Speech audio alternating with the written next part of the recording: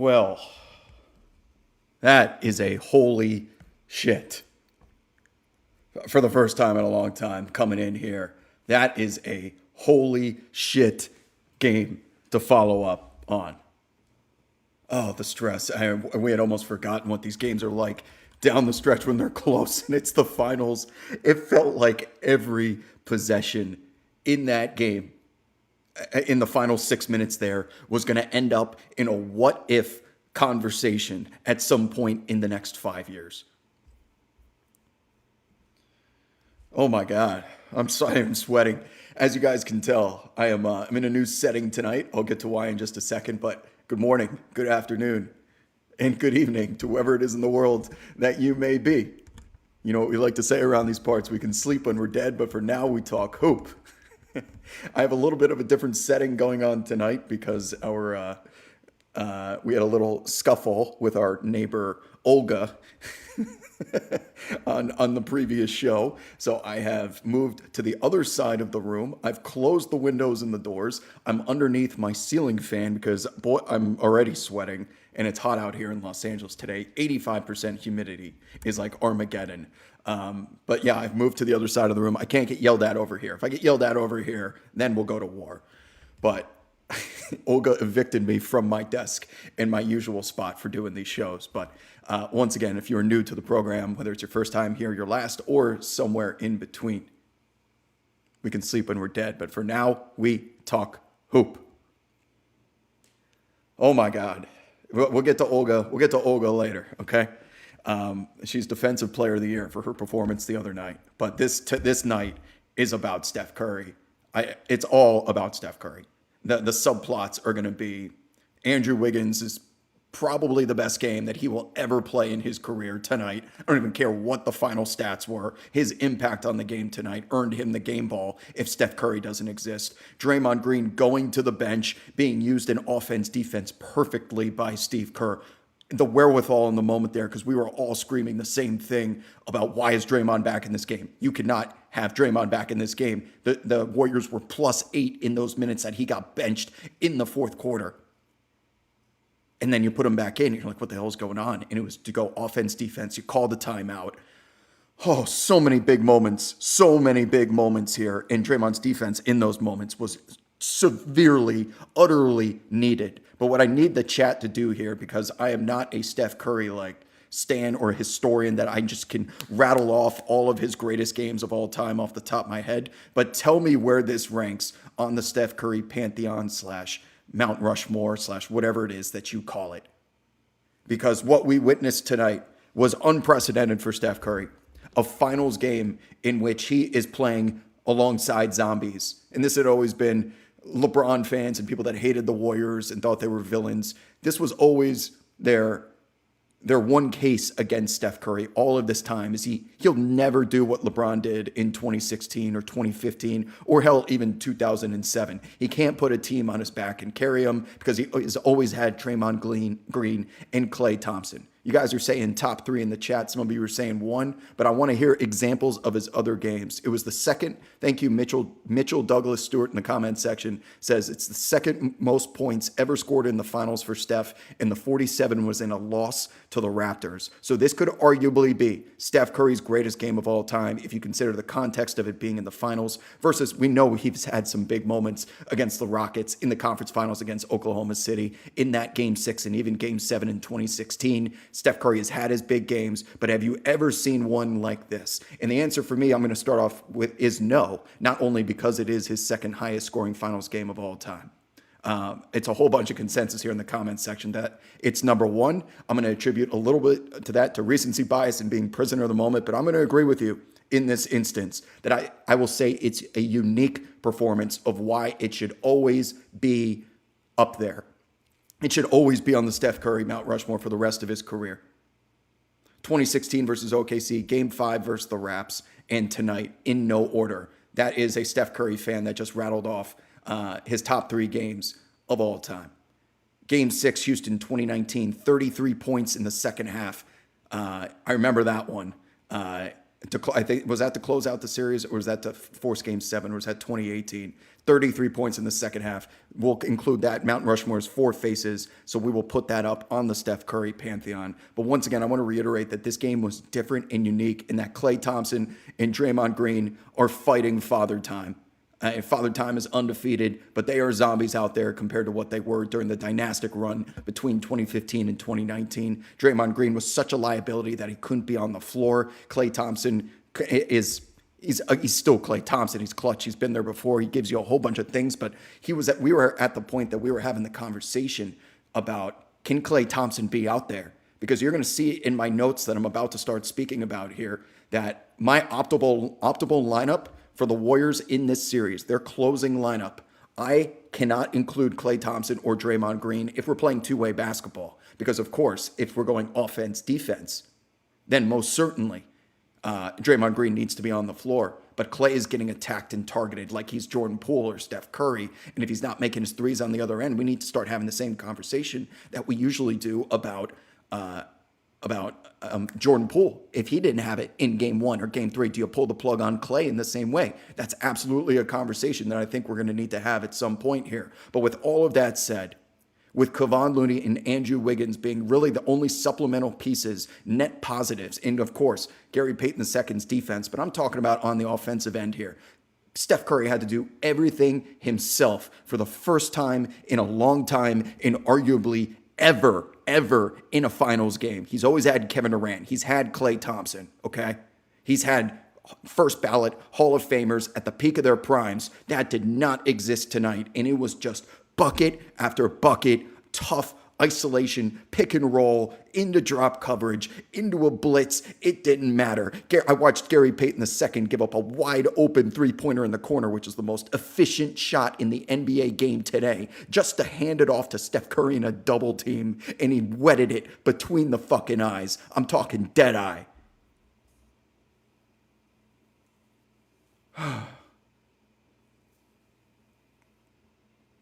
I'm not whispering. Olga does not have me whispering. The vein is still coming out of the neck, okay? You guys know that I'm invested in the Warriors in this series with my futures bet that I made before the season started. I'm obviously rooting for them for that reason, but I'm also first and foremost rooting for great games, great basketball, so we can come in here and talk about it. And what we witnessed tonight was something we have never witnessed in the history of Steph Curry since his days at Davidson.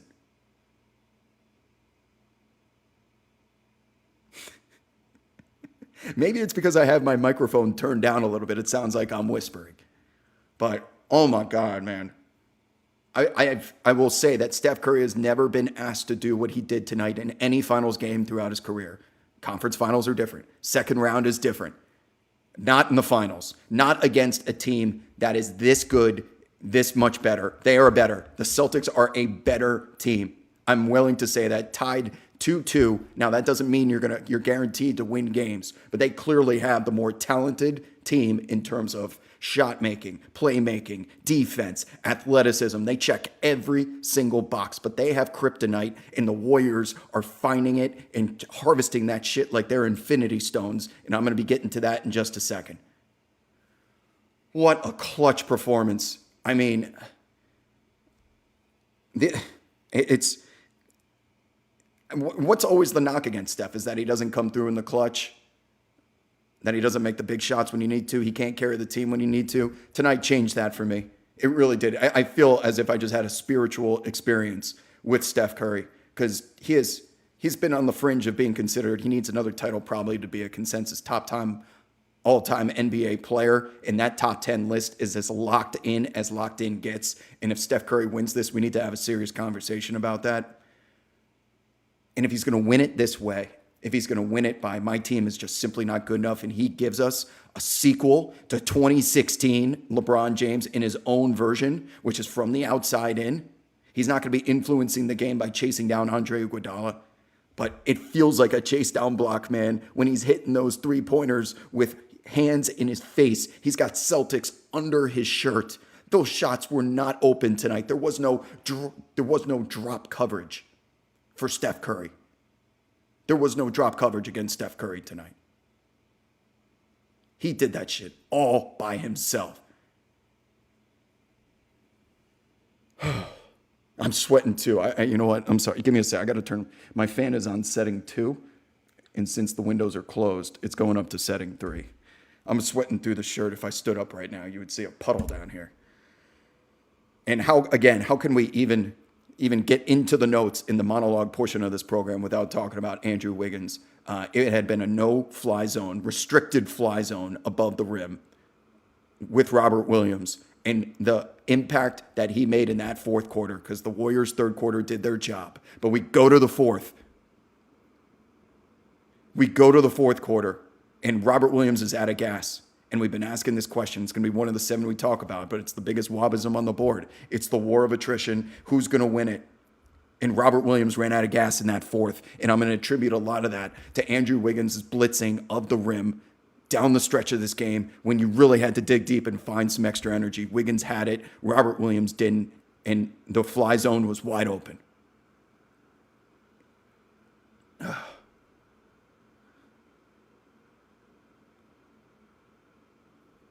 Any comments, questions, concerns here? Because I haven't even gotten to the monologue yet. Michael Douglas Stewart says, as a Steph Curry fan, I was watching games 1 and 3 with my Steph Curry jersey on, praying for him to finish out those games because he was awesome through 3 quarters in both. And he arguably, I guess, didn't compared to what we saw tonight. But for him to close after giving you a Steph Curry game, because we've had Steph Curry games in games 1, in game 3. We got another game, but they lost those. Were they going to lose the third Steph Curry game, go down 3-1?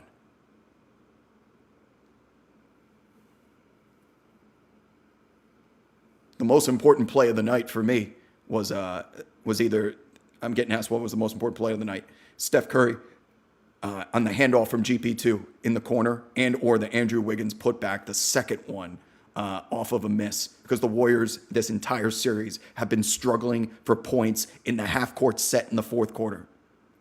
When the Celtics stop turning it over and you got to score points the old-fashioned way and you can't get out into the fast break like they had done so well this series.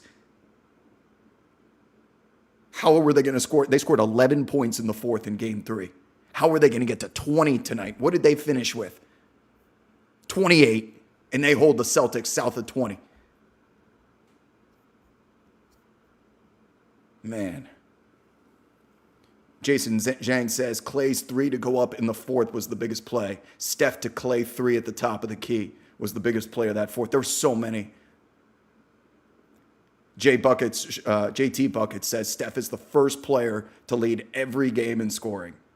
Is that finals history, I imagine? But what was the comment? You know what? Let's start. I can read your comments all night. I'll get back to them. I'm going to also be taking your calls. If you want to be someone that calls in to talk about that historic game, unprecedented game that we just witnessed, we're over on the AMP app. That is AMP. Come on over here. Download the app if you wouldn't mind. Just come into the room, follow the account. And just sit in there for a couple of minutes and enjoy the show, even if you don't want to call in, because it helps out our stream. And I'm sitting here cracking jokes about Draymond Green, asking people to like the stream and subscribe. But please do that. It helps us out. It helps us get the show out to more people. And if you enjoy the program and the community and you want to help grow that and get more people in it, I'm just going to need you to hit those 2 buttons for us, because we're all battling the same algorithm here, like we are against Draymond Green. So I am definitely a hypocrite in that regard, but I'm a slave to the algorithm like everyone else is. So thank you guys in advance. If we get the stream to 500 likes once I'm done with this monologue and the opening questions and taking your calls, we'll do an after party, and I'll give you an Olga update. Thank you guys in advance. And again, a majority of you watch this the following day or at a later time after the stream is over in a VOD. Hello there in the future. You still help by hitting those buttons for us. Okay, we have gone from now 5 questions to 7 questions that we ask before we get into, or after every single game, and they usually are going to determine who won and why. Here's question number 1. Can the Celtics defense force the Warriors to turn the ball over more than their regular season average, which was right around 15 per game? Tonight, what do we have? Golden State Warriors turn it over 16 times. It goes over the season average, and the Celtics do not win the game. That is the first time this series that question has not led to what we assumed would be the appropriate ending/response. 16 turnovers. Now, granted, the Celtics turned the ball over 16 times themselves. That's worthy of a conversation because we know what that leads to. But that question is not answered correctly tonight. This is the first time that the Celtics have won the turnover question and not won the game. Can the Celtics punish the new mini death lineup with their size? They didn't. When Jordan Poole was on the floor tonight, they certainly tried to target Klay, but they did not take advantage of Tatum versus, they brought out Bjelica for those minutes, by the way, who was legit clamping Jayson Tatum for the second time in the finals. Are you fucking kidding me? And that's not a joke anymore. What's the beginning of Rocky IV? What was supposed to be an exhibition has turned into a tragedy. I know I butchered that line, but it's close to it. This was supposed to be a joke when Bjelica came in, and he's out there shutting down Jayson Tatum in small sample sizes. Will the Celtics defense interrupt the Warriors' free-flowing offense enough that they pivot to a pick-and-roll strategy? I thought tonight the answer to this question was yes. They had to go to a lot of pick-and-roll. The ball touching the floor happened a lot. Those Warriors were not recognizable tonight in the half-court set. We're used to them getting any shot that they want at any time. But because they're not treating Looney or Draymond Green with any respect on the offensive end, it's all on Steph Curry. So they have to go to the pick and roll to get their star open just to give him a glimmer of space. This is yet another question that answers incorrectly. So are we talking about an anomaly game here? The first three questions here have not been answered to par. Can the Celtics win a game without winning either the fast break points total and points off of turnovers? So tonight, fast break points, 14-8 in favor of the Celtics. Points off of turnovers, they almost won it, 17-19 in favor of the Warriors. That was close, but they did win the fast break points tonight, and they lost the game. This is more of a testament and a tribute to just what a performance from Steph Curry we got, that every sign is pointing towards the Celtics should have won this game. If you run this same game simulation 100 times, the Celtics win at least 90 of them. Can the Celtics win the clutch? They didn't win it tonight. We knew what the problem was coming into the series, but the differential in the third quarter, 43 points for the Golden State Warriors, 40 for the Boston Celtics going into the fourth. They didn't win the clutch. They had been clutch all series. They weren't clutch tonight. Another fail with the question. 5 straight fails. Now our extra 2 questions are going to be who was going to get tired first? Who was going to get the other team to bend to their will? Who looked tired tonight? The Celtics looked tired tonight after bludgeoning the Warriors all game in Game 3 on the glass, in the paint, at the rim. Robert Williams, no restricted fly zone. It was the Warriors in their pace that came out on top tonight. And our final question was, how is Steve Kerr going to assign those bench minutes? And did it work? Boy, did it work tonight. I was skeptical at times. So the bench minute distribution tonight, Kevon Looney goes 28 minutes. I believe that is 13 more minutes than he got in Game 3. We were begging for more Looney. We didn't see him in the starting lineup. That was a problem for me. I'm like, don't tell me that. Not only did I ask for more Looney, we're not even getting him in the starting lineup, but they pulled the plug on Otto Porter Jr. there very quickly in the first and third quarter. Looney comes right in. So Looney goes 28 minutes. Jordan Poole goes 21, and Gary Payton goes 10, with Bjelica getting 9. So the Golden State Warriors go to a 9-man rotation tonight, and those 9 Bjelica minutes were in some really high-pressure, stress times. Those 9 minutes felt like an eternity because he was out there usually when Steph Curry wasn't. We thought Gary Payton II and Jordan Poole's minutes may have been switched, and that may have been the case if Jordan Poole didn't have it. But Jordan Poole had it tonight. He had it early. He earned his minutes. He stayed in, and he gave him some key clutch buckets when Steph Curry was trying to steal some minutes with some rest. And by the way, Steph Curry didn't even play the most amount of minutes on the team. That went to our man, Andrew Wiggins, with the game of his fucking life. Wow. In those rotations down the stretch, you know what? Let me take a sip because we're about to get to the breakdown, the flagship portion of this program.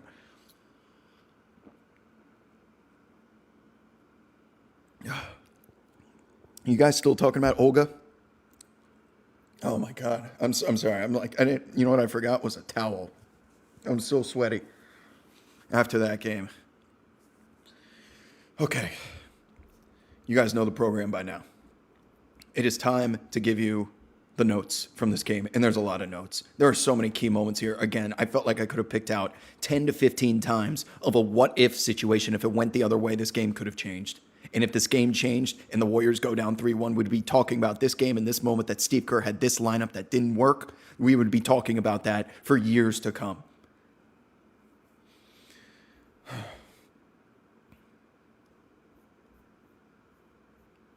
Yeah, Andrew Wiggins is back up to a walking B+ after this game. I don't think I could call him a walking B- again after that performance tonight.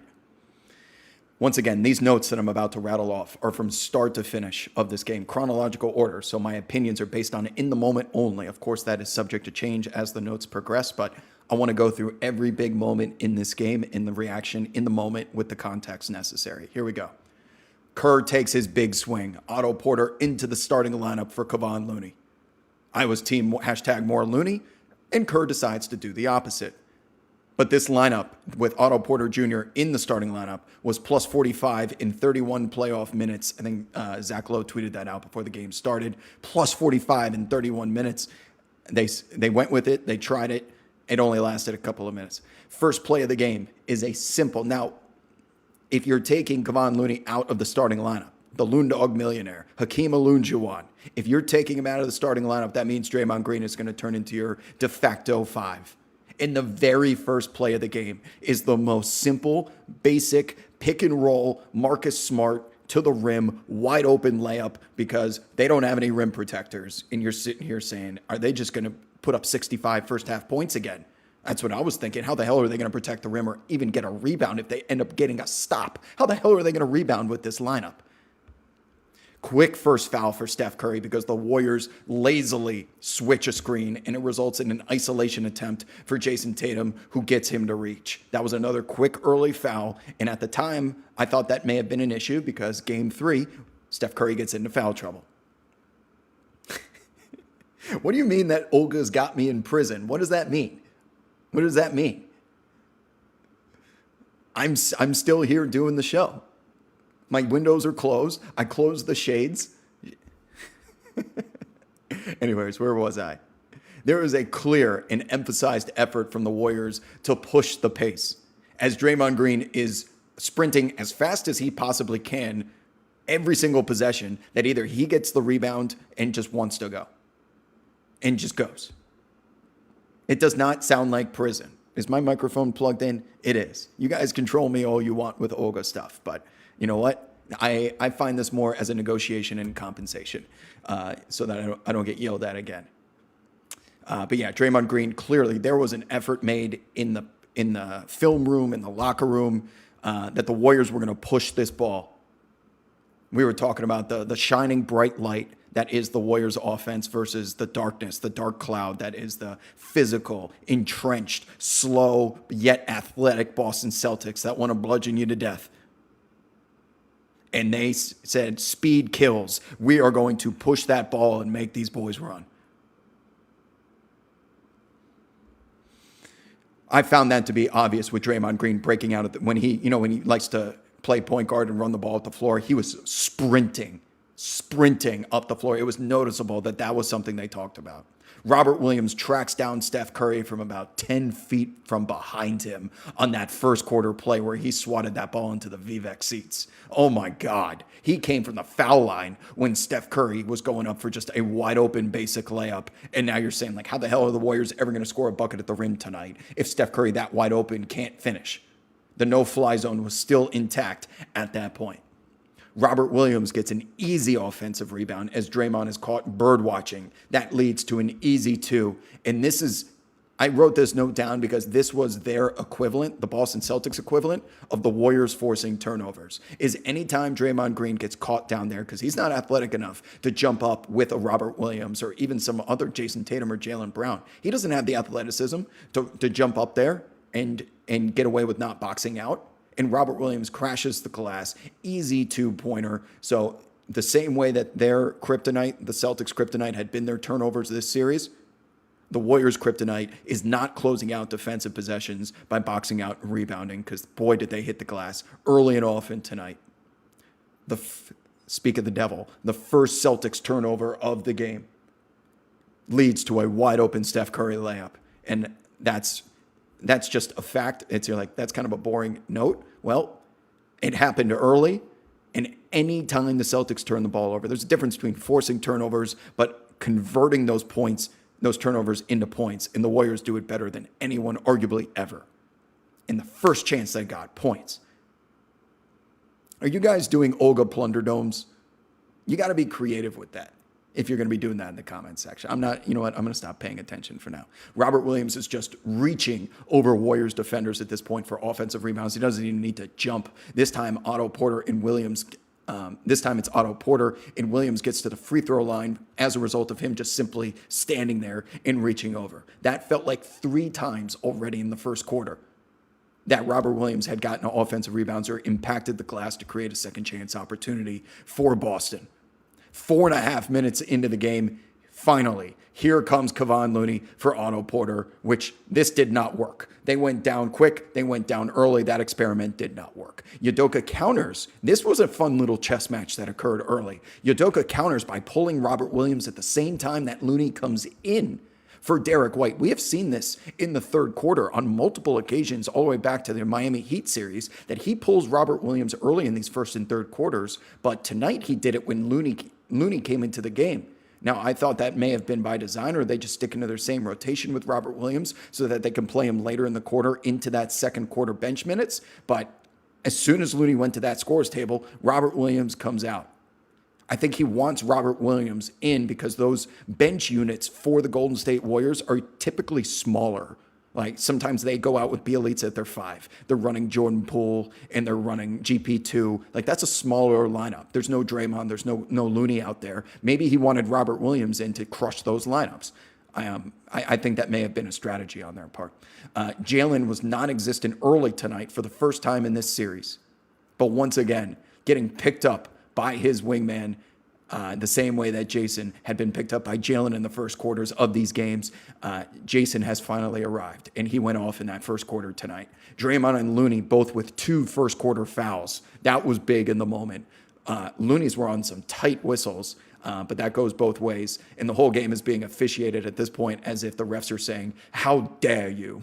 I'm thinking of that. Who's that climate change advocate girl? How dare you? That's the way the referees were. And anytime someone attempted defense, they were reffing this game like. GP2 forces a half-court turnover. It leads to a Steph Curry transition 3. This is without a doubt Boston's kryptonite now. Greta Thunberg. Thank you, comment section. Greta Thunberg. GP2 got a clean strip. Steph Curry trail 3. If you have to play scramble defense against the Golden State Warriors, that's the only way that they can score points. Your biggest enemy is yourself if you're turning the ball over, because it's almost guaranteed points with a team this good in transition. 23-18 is the score now. Warriors lead, as that was the first time this series that I have seen Al Horford not in drop coverage against the Steph Curry pick and roll. And this time Steph Curry drilled it between his eyes anyway. I had that screenshot of Al Horford with his hand out. I'm like, even the force isn't going to help you, bro. Not now. He's going to have nightmares of Steph Curry pulling up in his face because he can't do anything more. He's tried the drop coverage. He's tried to be out there outside the three-point line, 32 feet away from the rim. That shit has not mattered. You're not the first, Al, and you won't be the last. Here comes Jordan Poole into the game. Hold on to your butts.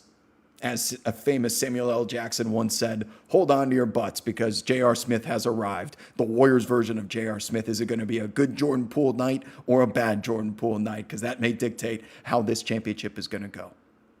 Steph with an insane finish over Robert Williams now, too. That should not be geometrically possible. Where he banked in, I'm thinking he came from the left side of the court. He hit the very top left of the backboard. And Robert Williams was in full verticality, full gather step. And Steph Curry is not Andrew Wiggins. He is not John Morant by any means. And for him to finish that shot, he had to launch that put shot over the television screen, and it had to hit he had to land that shit on a dime on the backboard for it to actually go in. Now, We wonder, does Steph Curry practice these things in the pregame warmups because he's just trying to go viral and it's good for his brand, where he's like smiling around, doing circles and throwing the ball in the air and oh shit, it goes in and the team reacts? He did that shit tonight against Robert Williams. It's a play that probably won't make the highlight reel for some reason because there were too many other highlights, but I want you to go back and watch that finish on Robert Williams. This is a dude who is a 7 foot by the time he was in the air, he probably had an Inspector Gadget wingspan of 14 feet. And Steph Curry finished a put shot over him because he practices it every single pregame. Robert Williams, first man down the floor during a secondary break with a touch pass dime to Grant Williams. That's where that shit, you know the one I'm talking about, that sick no-look pass from Robert Williams where the ball didn't touch the floor. He hits the Celtics' first punish three of the game. What a quarter for Robert Williams that was. Bielitsa is holding his own defending against Jayson Tatum again. Future Wob, maybe this is a thing. Pass swab, this was a thing. Right when I was about to tweet, now is not the time for Jordan Poole. He hits back-to-back threes, one of which in transition, one of which coming off a screen in the pick and roll, and they were desperately needed because the crowd was starting to liven up a little bit there. No Steph Curry in the game. It's danger time, and if you go down by 15 points, the third quarter Warriors can maybe make it a game again. You're too far behind at that point. Jordan Poole keeps the team attached in the second quarter. That's already 11 Warriors points off of 6 Celtics turnovers. And I'm halfway through the second quarter in these notes right now. This just won't go away for the Celtics. 11 Warriors points off of 6 Celtics turnovers. We assumed a great number of points off turnovers is an average of 2, because that means you're getting a 2-point bucket every time they turn the ball over.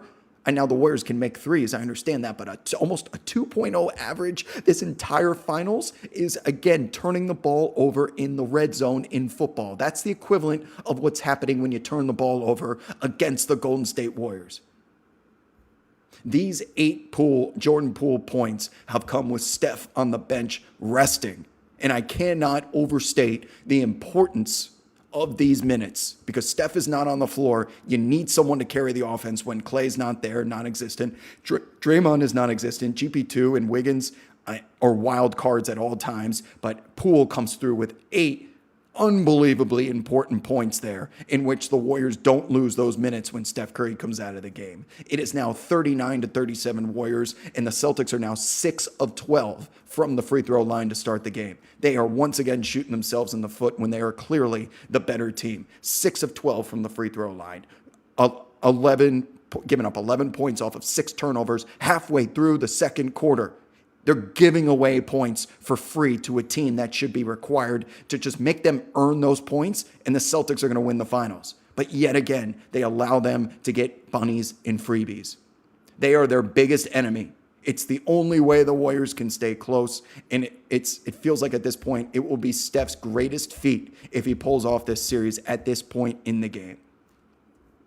Yet another Celtics turnover, this time with a 5-on-3 advantage going down the floor. It leads to Wiggins' free throws at the other end. He ends up making 1 of 2, but once again, you had a 5-on-3 fast break. It led to a cherry pick. They didn't convert, and they turned the ball over on top of it. That's the equivalent of a 4-point swing, in my opinion. The Warriors are starting to get to those 50-50 balls that they didn't get to in Game 3. A big get for the Loon Dog millionaire leads to an easy layup for the Warriors, and they regain the lead once again. But the Celtics defense is now locked in the half court. They start to take care of the ball, and suddenly, just like that, the same way the avalanche hits you for the Warriors, it's now 49-42 in the Celtics. The lead is growing. The Celtics fans can sense it. And honestly, it was that easy for them. When the Celtics take care of the basketball and they just take you off the dribble because they got bigger, faster, more athletic players, it's that easy for them. Relentless attacking of the rim off the dribble is the recipe. It's really not that difficult, but the Warriors defense has to be given credit for forcing those turnovers. Otherwise, the Celtics wouldn't be doing it on their own free will.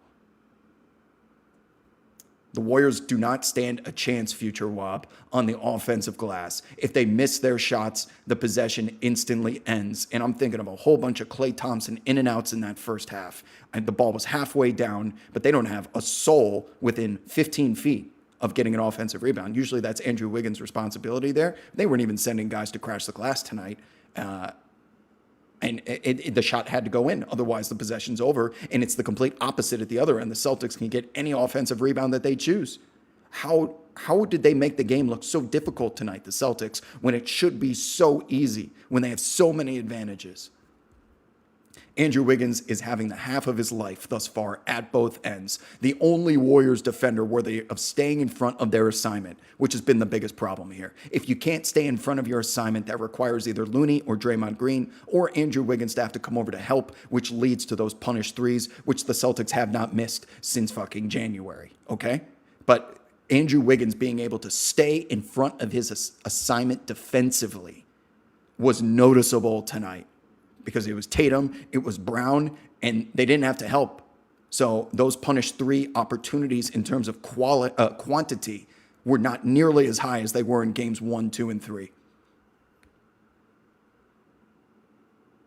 In addition to that, by the way, Andrew Wiggins was the first one to get back on defense tonight during fast breaks. He was the first to hit the glass, getting to the rim and using his athleticism above it because no one else on Golden State can. And I'm looking at you, you fucking podcaster, who has 0 points.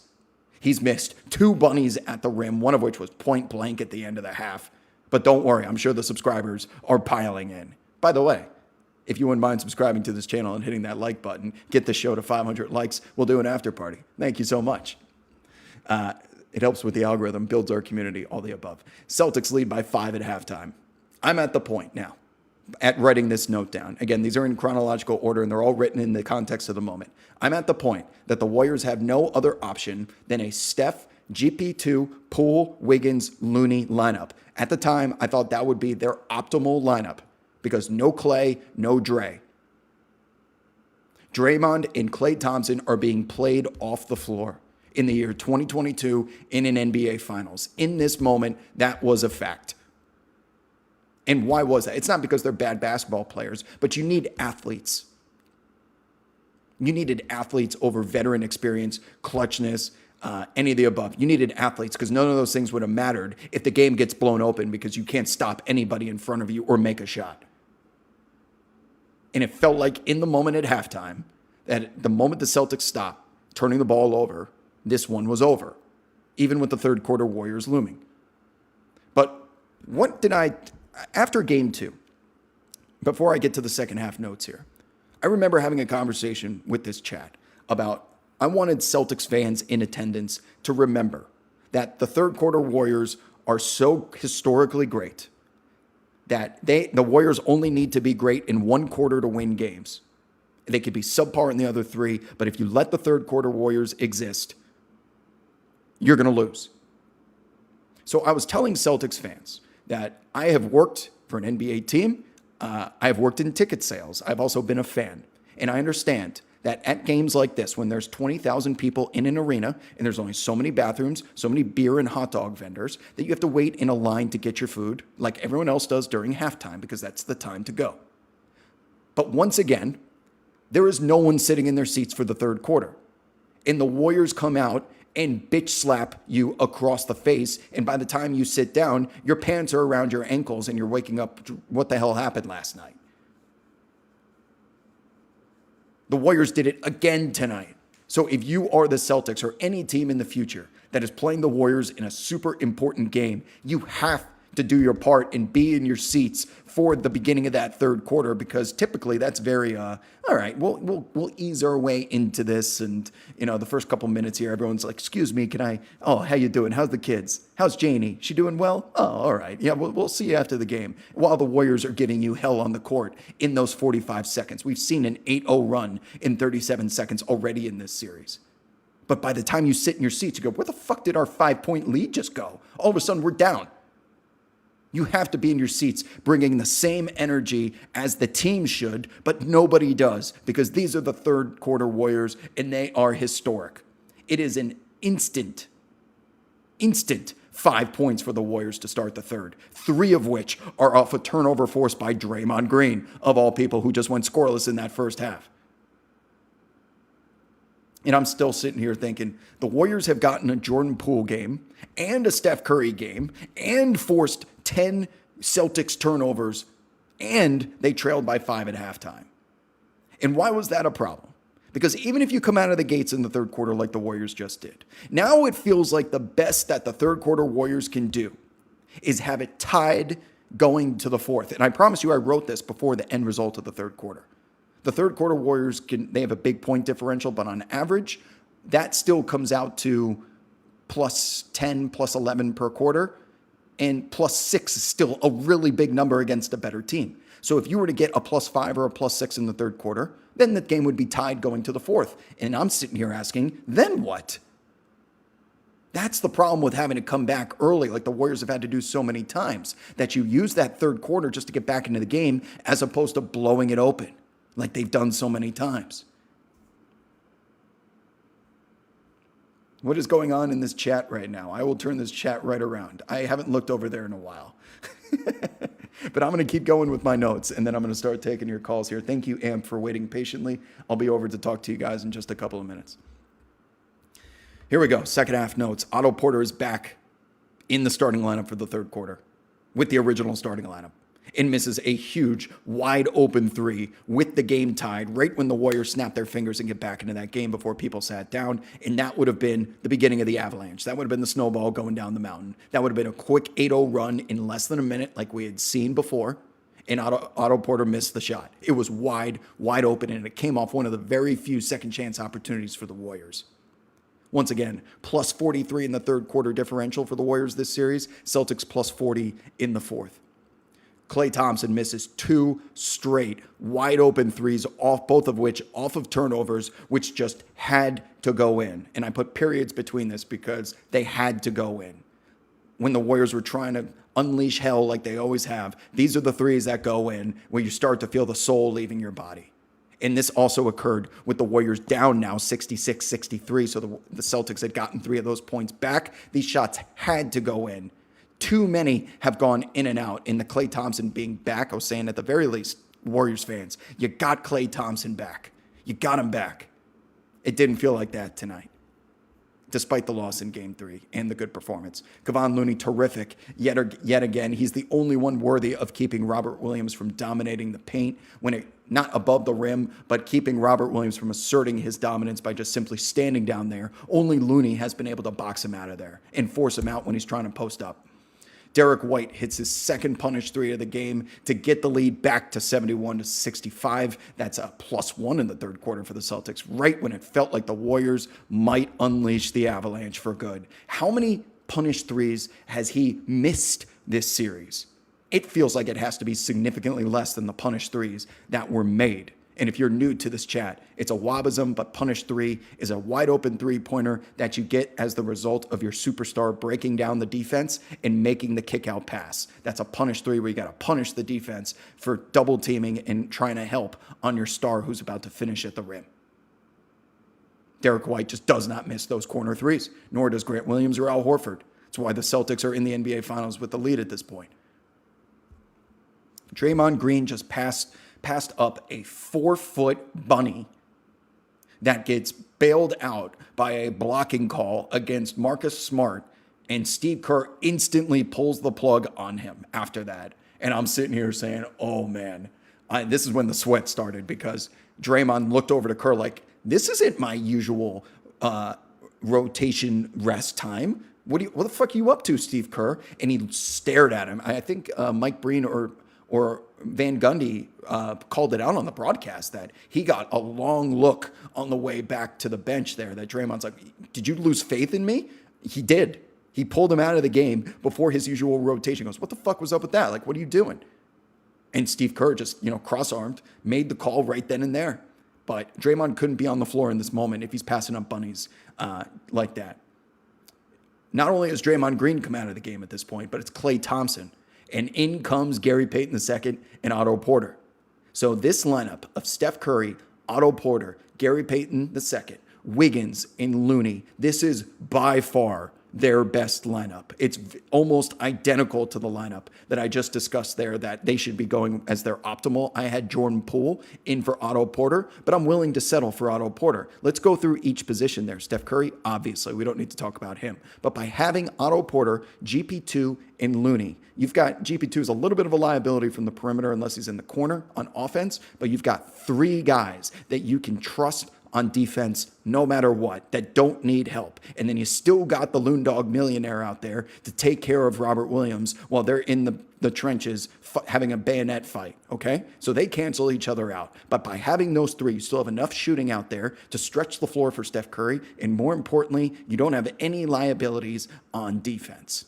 This is by far their best lineup, and it will not surprise me to see Steve Kerr go back to it until the Celtics figure out a fix. Steph is now hitting threes, which has Al Horford questioning his faith in God. I mean, the look on Horford's face, he just looks back at the bench or he looks back to his wife who's sitting courtside. He's like, I don't know what to fucking do. We've seen that look for the last decade against anyone that's played against an on-fire Steph Curry. Marcus Smart gets a huge offensive rebound, which leads to a Jayson Tatum 2 to get the lead right back once again. As the Steph Curry avalanche is in the process of forming, it's Marcus Smart or Jayson Tatum. They continue to throw punches back to hold back the avalanche. Smart is killing Steph on the glass. So bad that Van Gundy just ranted about it for 15 seconds on the broadcast. But Steph Curry didn't have a chance in hell in keeping Marcus Smart out of the paint.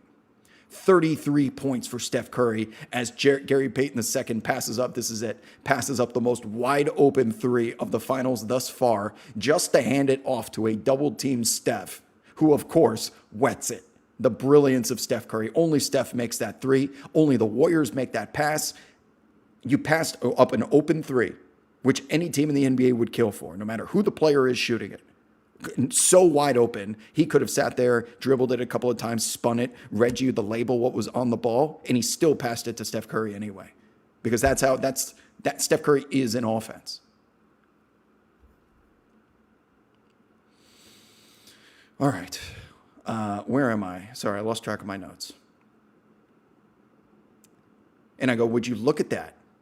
We have a 1-point game going to the fourth quarter. The third quarter Warriors do their thing. They just about tie it up. I'll consider that practically a tie. But here's the dilemma. Here's the dilemma. This is the time. Steph Curry, by the way, did any of us ever remember by this point that he has a really injured left ankle / foot that got rolled up on, and he's still playing these same minutes? So you would think, are they going to take Steph out in a 1-point game with arguably the finals on the line? They can't just hide him in the corner. They go to the bench. So my question was, do you rest Steph Curry or do you spin the wheel of fortune of Jordan Poole? And they spin the wheel. They not only spin the wheel, but that optimal lineup that I discussed before, Steve Kerr elects to go with Jordan Poole, Draymond Green, Nemanja Bjelica to start the fourth quarter. These 3 minutes, eventually, I think they finish -2. Yes, they only lose those 3 minutes that Steph Curry is resting by 2, which is the closest thing to a miracle. Now, credit to Bjelica, because they see Bjelica on the floor and Tatum is seeing red. He's seeing fresh meat. Isolation. Give me the ball. I'm going to work. And he tried to take Bjelica off the dribble. He got clamped 2 straight times. But by the end of those 3 minutes, which felt like a fucking eternity, they only lose by 2. And I think if you're a Warriors fan, you sign up for that even before the quarter begins. 3 minutes is not just an amount of time in which you can steal. You can steal a minute in the NBA by just walking the ball up the floor. But they stole those 3 minutes tonight. And it was because Bjelica was able to hold his own against Jayson Tatum. That was a risk which worked, but it's also a risk that I feel like I'm buying cryptocurrency and I'm looking at a candle graph. I'm selling the candle, okay? I don't need to hodl through some insane shit. I'm selling the candle on that lineup. It worked. Never do it again. Because Derek White, third punished three of the game, and it's just too easy for him. Third punished three of this game already. And then Jaylen Brown just gave Draymond Green a 1-star podcast rating, back-to-back plays, and the Celtics all of a sudden lead by 2. Steph comes back in for Klay at the 9-10 mark in the fourth quarter. And once again, Warriors only lose 2 points. They steal 3 minutes of rest. And I thought that was the most important sequence of this game, that the Warriors did not go down by 6, have to burn one of their last 3 timeouts, and then get Steph back into the game and say, SOS, save us. And then I have another Bielitsa note that he's just continuing to give Tatum hell, and this is legit hilarious. I mean, it is a complete mismatch, future Wob, this series. Thank you, Pass Wob. Jaylen Brown with an insane finish at the rim himself in transition. And yet again, he is there to carry the offense when Tatum isn't. What a luxury that the Celtics have. That Jaylen was slow to start tonight for the first time this series. Jayson was there. Then Jayson is not there to start the fourth quarter, but no, I have no worry. Jaylen Brown with a crazy finish on Draymond Green at the rim. I think they even got an and one away from the ball because Marcus Smart is flailing and just getting calls left and right like he always does. But Jaylen Brown has been asserting his dominance. He's been putting pressure on the referees to make calls because he's so physical and athletic above and at the rim that he showed up in that fourth quarter, and they never lose it. While we're sitting here saying that the Warriors need to steal minutes when Steph Curry is out, because that feels like Hail Mary, you're doing the sign of the cross or whatever the God you believe in, you're doing that in those 3 minutes, that you're just trying to hold on. And the Celtics are so good that the Warriors have never once had to hold on this season. They are so deep, they are 15 deep, that when they send their second units in there, they're usually the ones punishing and pummeling other teams' benches. But the Celtics, with their rotations, are having the benefit of going to Jaylen Brown at the beginning of the fourth when Steph Curry isn't out there. They have 2 dynamite playmaking all-stars on their team. And it's now the Warriors that are out here 4 games into this series trying to survive the bench minutes. I mean, talk about the tables turning. They turned. And do you remember when the Warriors had 5 fourth quarter turnovers in the first 4 minutes and 25 seconds of game 3? That's where I started to get loud, and Olga started to yelling at me, because those 5 turnovers, that was the game in the moment. Now, all of your comeback efforts, and you start turning the ball over, you can't score anyway. You can't turn the ball over. They give up 4 again in the fourth quarter tonight.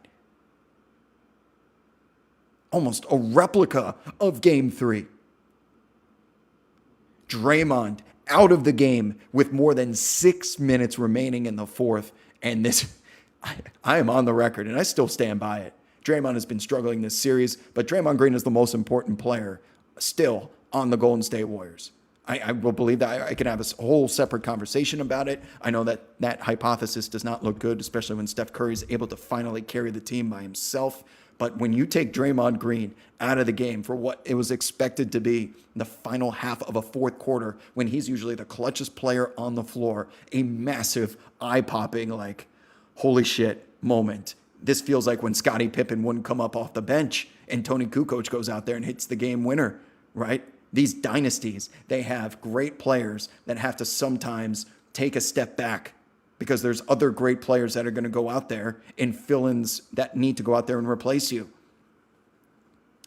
But it's Klay and Poole out there instead of Draymond Green, not Otto Porter Jr. and Gary Payton II, that optimal lineup that I discussed that feels like as flawless of a lineup as it gets against the Celtics for the Warriors. No, it's Klay and Poole. Here comes the mini death lineup. This is quite the time to go small. Marcus Smart hits an early dagger as the shot clock expires. There was nothing going on in that possession. That would have been the biggest. You guys were asking me, what was the biggest 3 of the game? It would have been Marcus Smart's 3, where the Celtics almost threw the ball out of bounds 2 times. Jaylen Brown saves it, and then Marcus Smart just does a Hail Mary full of grace, the Lord is with 3, and it goes in. 94-90, 5:20 left in the fourth quarter. And it was a result because the Warriors cannot close out a good defensive possession with a rebound to save their lives. Wiggins saves the day yet again with a colossal offensive rebound and putback. And that's his third of the quarter. I mean, I was seeing whether it was Draymond in the first half, but whether it was Looney or Steph or Klay or Poole, they were attacking, they were doing their part, but it was Wiggins that got in there and was there on the money to follow every single time. And since the Warriors never pick and roll, they don't have trail guys that if Steph Curry or Jordan Poole go to the rim, they don't have that trailer that can elevate and go up for the tip slam. But Wiggins was there when they needed him the most. He is the MVP of this game, not named Steph Curry. Robert Williams' knee looks cooked. Well done. His energy is way down. He's not fighting through screens. The Warriors are now luring him, baiting him 35 feet away from the rim, putting him into pick and roll action with Steph Curry to get him out of the paint. And he's not getting back there engaged. I felt like I was watching Maverick on Standby at the end of the original Top Gun where Iceman's screaming at him, engage, goddammit. Robert Williams would not be involved in these defensive possessions. Once the ball goes up, he was too far behind the play and he was too slow. And as a result, that opens up the paint for Wiggins. That opens up the no-fly zone for Wiggins to get in there and wreak havoc. The Warriors are now +8 since Draymond Green checked out of the game with 7:32 to go in the fourth quarter. And the Warriors now lead by 3 points. What a fucking moment this was right now. Every possession, life or death. Draymond comes back into the game. Now, we did not know it at the time, but the timeline blew up, okay? Draymond's back in, insert GIF here.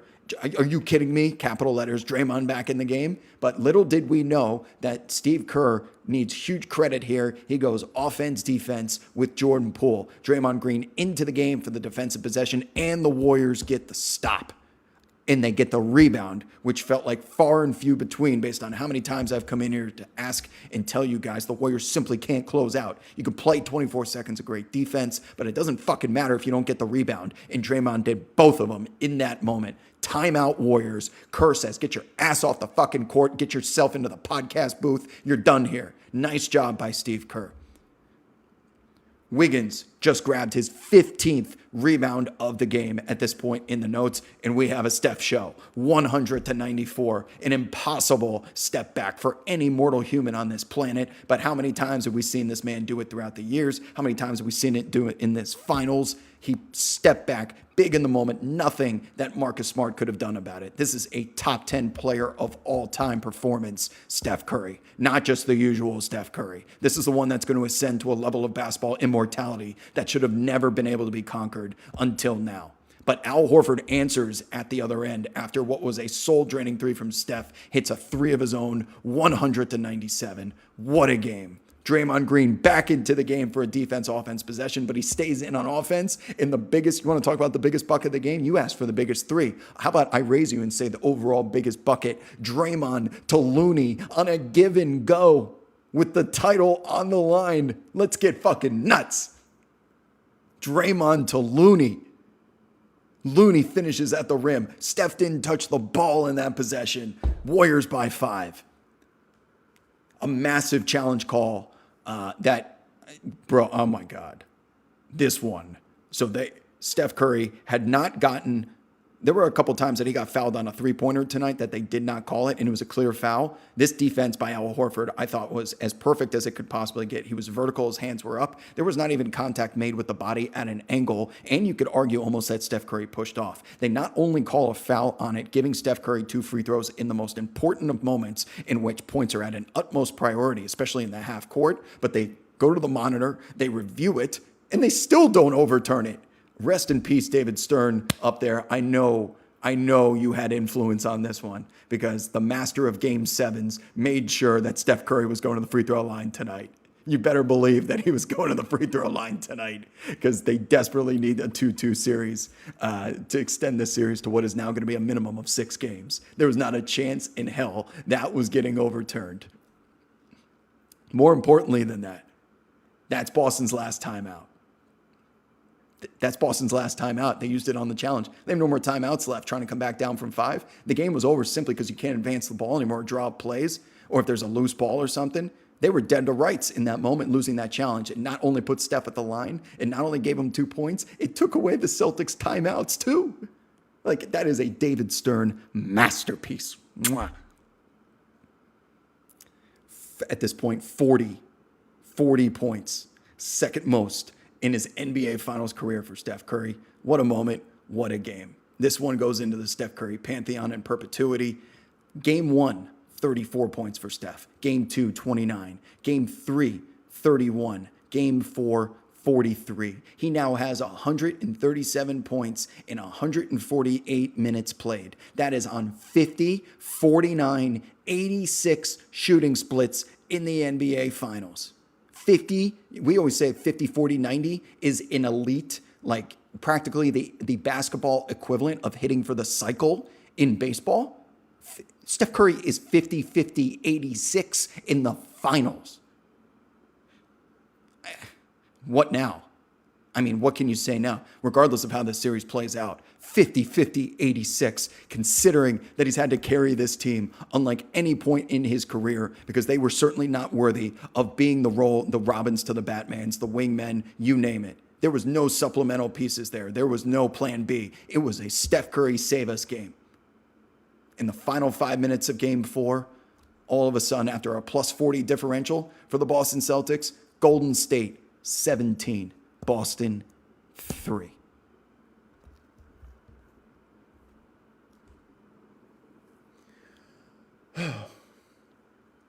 Wow. That was a lot of fucking talking, wasn't it? Those are my notes for game 4 of the NBA Finals. And now that we're guaranteed a game 6, that we may get a more intense game because the championship is on the line with the quality of basketball that was played tonight.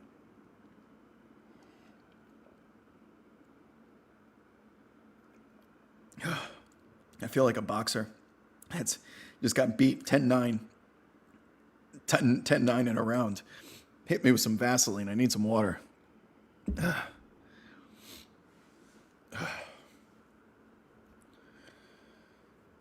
Okay, now we can start the show. Somebody said I talked longer than the entire Light Years podcast live show, and I haven't even started the damn call-ins yet. This is why I'm different. What do you Zoomers say? I'm different. I'm different. I'll be here all fucking night. That was a 1-hour monologue, and it was worthy of it. There were so many big plays, and I know none of you are going to do this, but if you want to go back and watch that game because it was so entertaining, and then these notes that I point out, somehow if you want to try and line them up with the game, I'm telling you, I'm picking out these moments that matter the most, and they go into the notes, and that's why there were so many big moments that it could have gone the other way. The score or the result could have changed. I've never seen that many moments in a long time in one finals game since Game 7 of 2016.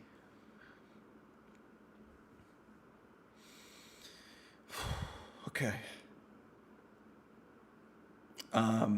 Oh, yeah. How many? Oh, we're up to 453 likes, and there's more than 1,200 of you watching this right now. If all of you just hit the like button, we will get to the quota to do an after party. I just simply ask that we get the stream to 500 because it helps us out. I just did an hour monologue with no commercials, no paywall. I believe in freemium content, and to keep it freemium, I just need you guys to hit the like button and subscribe button just once, and then you're done. Thank you in advance. Everyone in AMP has been waiting patiently for an hour now. And I think it's about time I start letting some of them in. So thank you guys for waiting. If you've been in the lobby and you would like to speak about the game tonight, now would be the time to request to speak, and I'm going to let people in at random. Good luck to you all. First up tonight on the old roulette wheel spin is going to be Bun Me. Bunmi. Welcome into the show. Thank you for waiting. Oh, thank you guys. Wow, 517 likes. I don't know. Maybe I'll go talk to Olga if this gets to 1,000. How about that? I'll give you guys a new goal. But thank you for getting us to that target. It actually really does help, believe it or not. Bun Me, are you there? No, he dropped.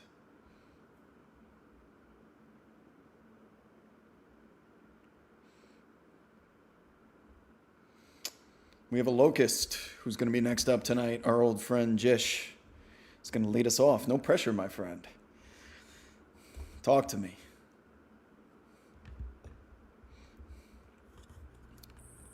There he is. Hey, what's going on? I still got a cough from when I had COVID. You have to bear with me, but yeah, How you feeling? just More putting that out importantly, there. I'm like you, man. I don't have like a rooting interest. I'm just enjoying this game. But holy shit, man! What a game from Steph. I mean, just like this was like a put a team on your back game. This is like the best finals game I have ever seen him play. But yeah, I'm also honored that I'm the first call, by the way. So yeah, what was the old Rockets coach, Rudy Jovanovic? He always said, "Never underestimate the heart of a champion." Saw that today with Steph. I mean, he was, I think, unbelievable. Just doesn't begin to describe it. But it was great. Would have liked to see more from Otto Porter as a Georgetown fan. You know, I like Otto, but but yeah, this Warriors team refused to go down 3-1, and it was just an unbelievable performance from Steph and Wiggins. I think you're right. We do have to retire the walking B- jokes, because he almost had like a 2020 performance, but so he finished tonight. Wiggins finishes 17. Steve Kerr also benching Draymond, I think, was gutsy, because he's their most important player. He's the heartbeat, but he's given them nothing for 4 games now. But yeah, I want to know what you think. And also a little disappointed that Olga made you change locations. You should have stayed location, but yeah, Olga's up 2-0, right? See you, man. Thanks for taking the call. I'm honored to be the first call. Just appreciate you, my friend. I hope you're feeling better. Olga did not win. Olga just simply got a truce at this very moment. But now I have power over her because she's the one who yelled at me. All right, so let's get back to basketball. Andrew Wiggins tonight, 17 points, 16 rebounds, 13 of which defensive. You want to talk about who was needed to close out? Who was someone to close out these defensive possessions? It was Andrew Wiggins. It wasn't Looney. It wasn't Draymond Green. It was Andrew Wiggins. All the great defense that the Warriors was playing in the fourth cannot be rewarded properly unless you close it out. And he did it. Team best. No, I'm sorry. Looney was team best plus 21, but Andrew Wiggins plus 20. And after this performance tonight, I think it is time to officially retire Maple B- Jordan. He is now Maple B+ Jordan. The walking, breathing B- that we remembered from the Minnesota Timberwolves days, from the last year's Warriors that didn't have their stars, and he was out there going ISO with D'Angelo Russell. That Andrew Wiggins does not exist in my mind anymore. He has earned enough equity with me moving forward that I can't ever forget this performance because of how needed it was, how clutch he was, coming off a terrible 1 of 6 from 3 game last. And he responded. The Andrew Wiggins that we know would have folded like a house of cards in the wind. Not this time. His defense tonight, off the ball, his ability to hold down his defensive assignments, to close out possessions, he was doing everything that we usually expect from Draymond Green to do. By him filling Draymond Green's role and responsibility is a task which no one has ever needed to do on the Golden State Warriors other than, let's call it, Sean Livingston and Andre Iguodala throughout the years. If Draymond was either out, you would go to one of those two guys to kind of be the captain away from the ball, the center fielder, the free safety. Tonight, that was Andrew Wiggins who stepped up when the lights were brightest and the pressure was at its highest. And Jason asks, when did Wiggins become a good rebounder? And it's not just because he's so athletic and the Warriors were getting Robert Williams out of the paint, but rebounding is all about timing as well. It's all about timing. So by him leaping into the air for those tip slams and putbacks, if he mistimes his jump, all of his athleticism doesn't matter. Andrew Bogut, another good example. Wiggins got chewed out by Iguodala in game 3 and responded like a champion. All of these things matter. I think the Andrew Wiggins jokes are over. Next up, there's a lot of you in here, so I'm going to try and turn you guys over as quickly as possible. Tonight, next up is going to be B Hughes 93. Welcome in, B Hughes 93.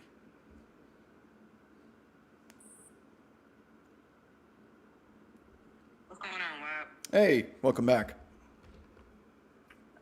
Warriors fan, but I can't even lie to you. Seeing Jaylen Brown ball out the way that he's been doing has been really, really impressive. And there's a lot of these games where it just feels like he's putting Boston on his back, especially because Tatum hasn't been super efficient. I think that Grant Williams getting into foul trouble and only playing 13 minutes hurt them tonight too. But my question is about the Warriors. Thinking about how big of a game this was for them in terms of momentum, thinking about the fact that they're going to be headed home in this next game, I think you can pretty much expect Wiggs to come and give you something with Steph.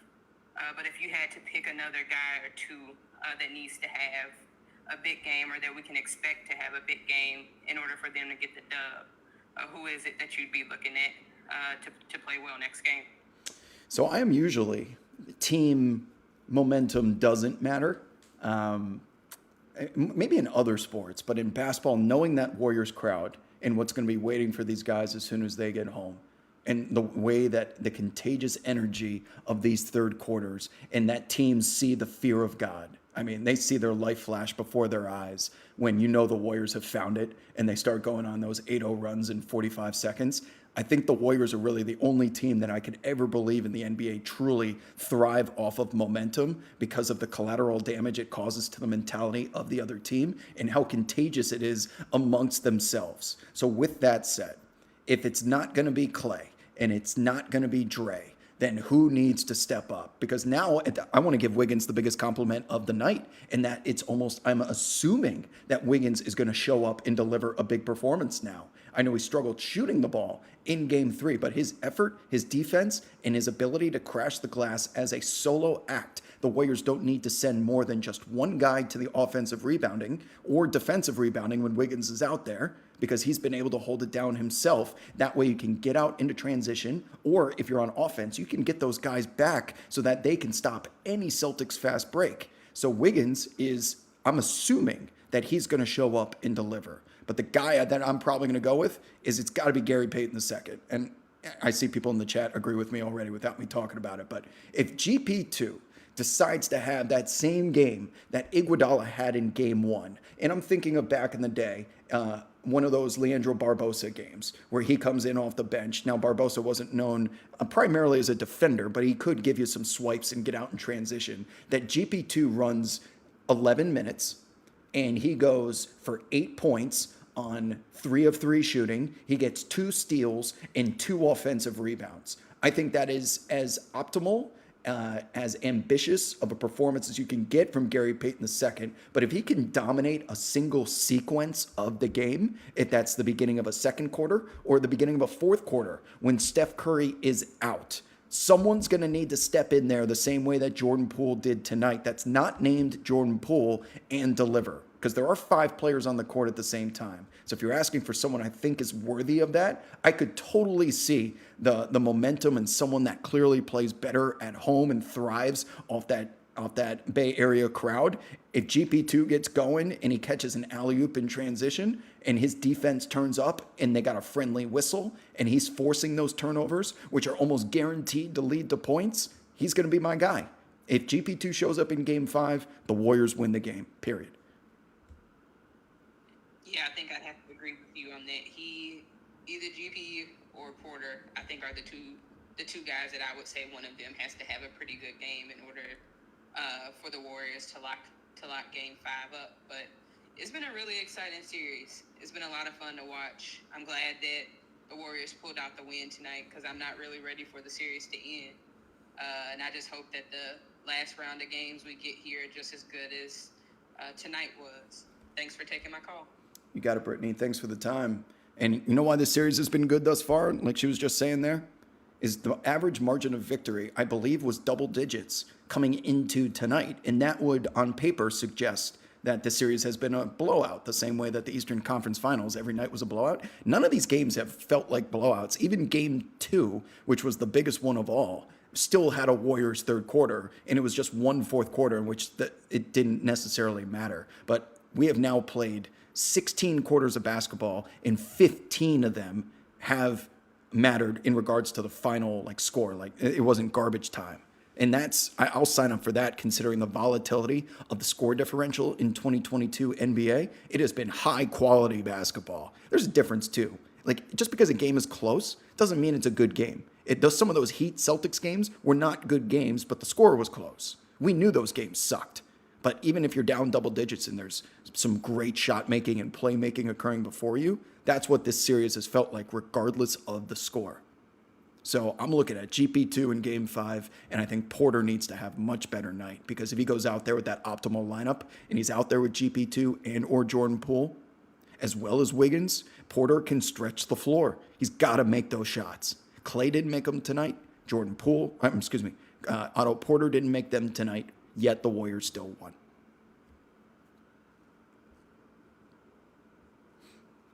Let's keep going. I'm going to keep getting you guys as quickly as possible here. Next up is going to be Mojo AR. A lot of new names in here as well.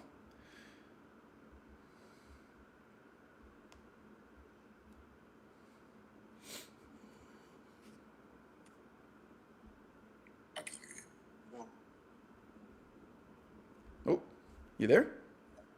Oh, okay. I just want to talk about because his play has been very concerning, because tonight, especially with his bad shot selection, his turnovers, and then I feel like down the stretch he was deferring to his teammates, and he wasn't really trying to take the game over and be as aggressive as he was earlier in the game. So I feel like this lost on him. You were referring to, I didn't hear the name. You were saying Jayson? Jayson Tatum. Oh, okay. So he showed up tonight in the first quarter. He had been a slow starter for the first 3 games of this series. I thought he certainly tried to leave his mark on this game by going at Bjelica in that fourth when Jaylen wasn't out there. They were clearly designing plays to get what they considered to be a mismatch at the time, which was Jayson Tatum open in space against Nemanja Bjelica. And it was 2 or 3 straight plays that he turned the ball over. I think he had an air ball on the third one, 2 turnovers and an air ball. And this was after what happened in game 1, too. So I thought he tried, but once again, Bjelica clamped his ass. So all of the credit that he had built throughout the game there, and he was the leading scorer at the time before Jaylen started to go off when he came back into the game. I think he just got, I don't know what's going on here, but Bjelica has been the Jayson Tatum stopper.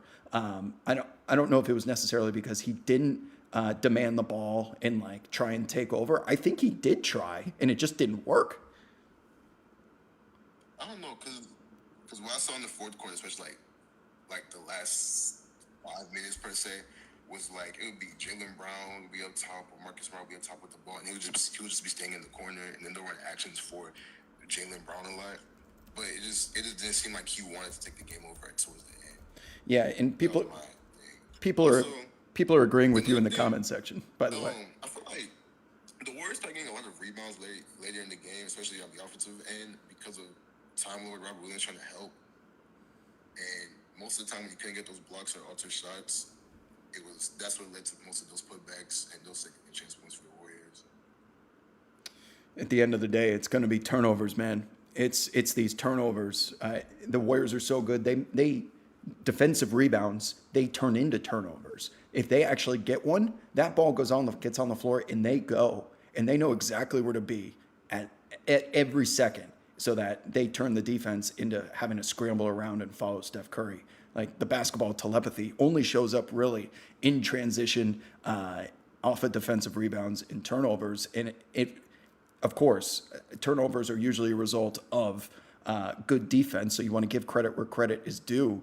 But the Celtics have to find a way to manage themselves I'll just give you a round number. If they had 16 turnovers tonight, the Celtics did, half of those were earned by the Celtics defense, and it felt like half of those were careless or self-inflicted. And if they can just eliminate those 8 careless, like we can't throw an interception, all right?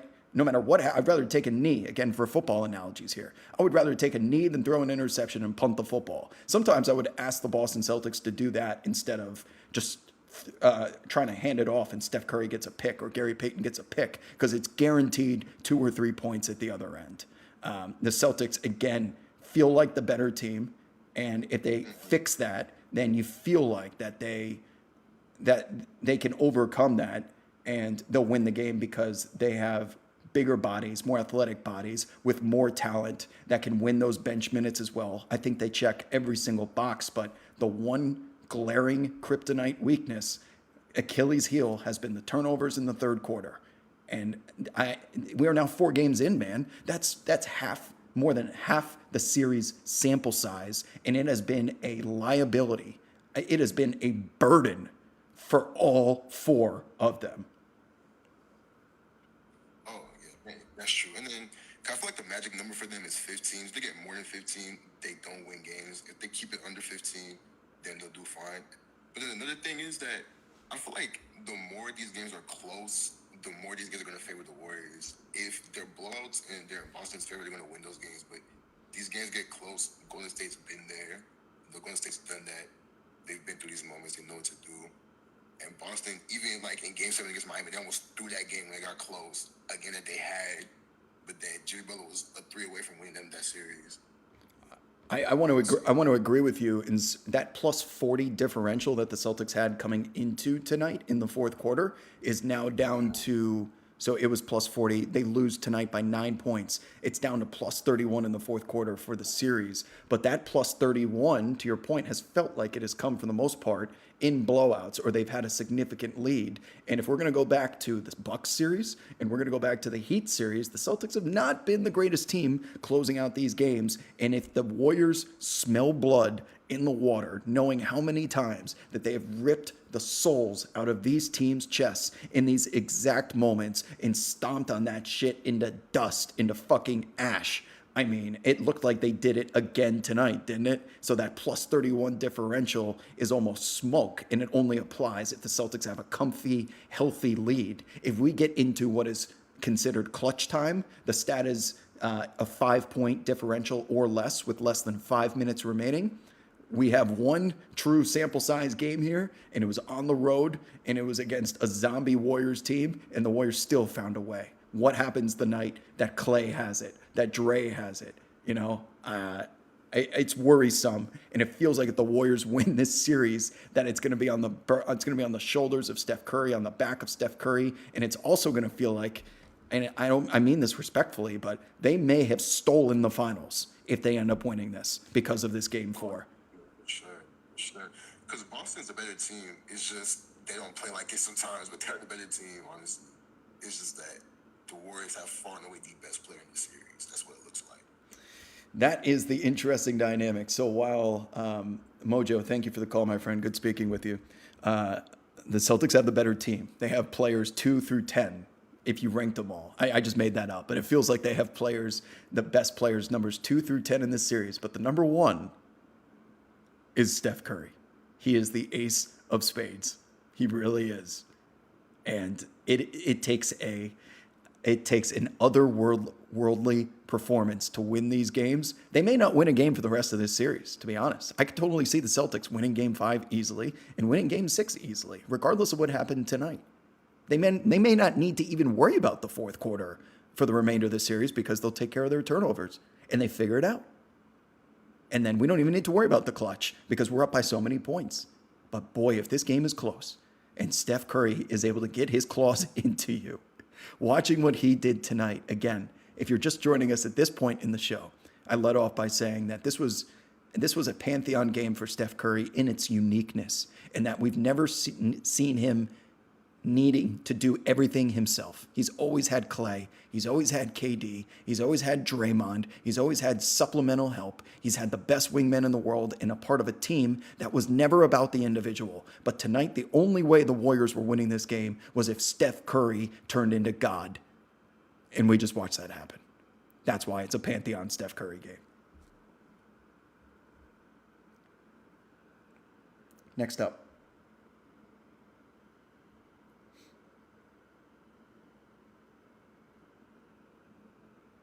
Next up is going to be X Law. Welcome in, X Law.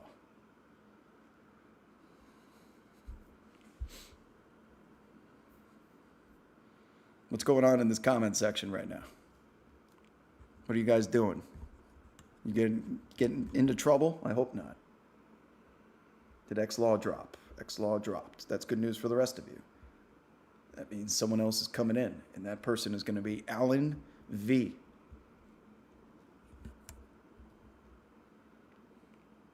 As a neutral, M says, as a neutral fan, I'm loving this and think it's been amazing. Tonight, yeah. If you're a fan of the sport, these are the games that I get burned out on the NBA a lot, and I've told you guys this multiple times. I get burned out on because I just watch too much NBA, but it's games like this that always bring me back, always.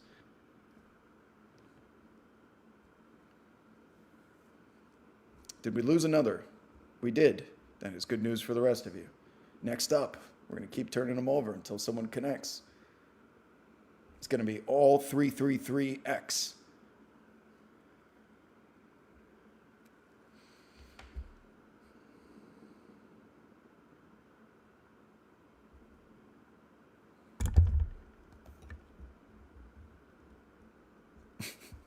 Somebody said, as a hater, I'm loving this. I get to hate both ways. A 7-game series is good for that because you can throw equal amounts of hate. What's up, Alex? Welcome in. Hey, what's up, bro? This is my bad. I'm walking my dog right now as I'm listening. I'm a big Laker fan. I'm from Los Angeles, and watching the series, man, everything you guys have been saying about Boston, it's really hard to really accept it, you know. But like, you really do feel like they could win the rest of the series in a landslide. But watching Steph is the only thing that really gives me hope. You know what I mean? It just feels like he's working by himself. And it's really hard to hate this Boston team as a Laker fan, too.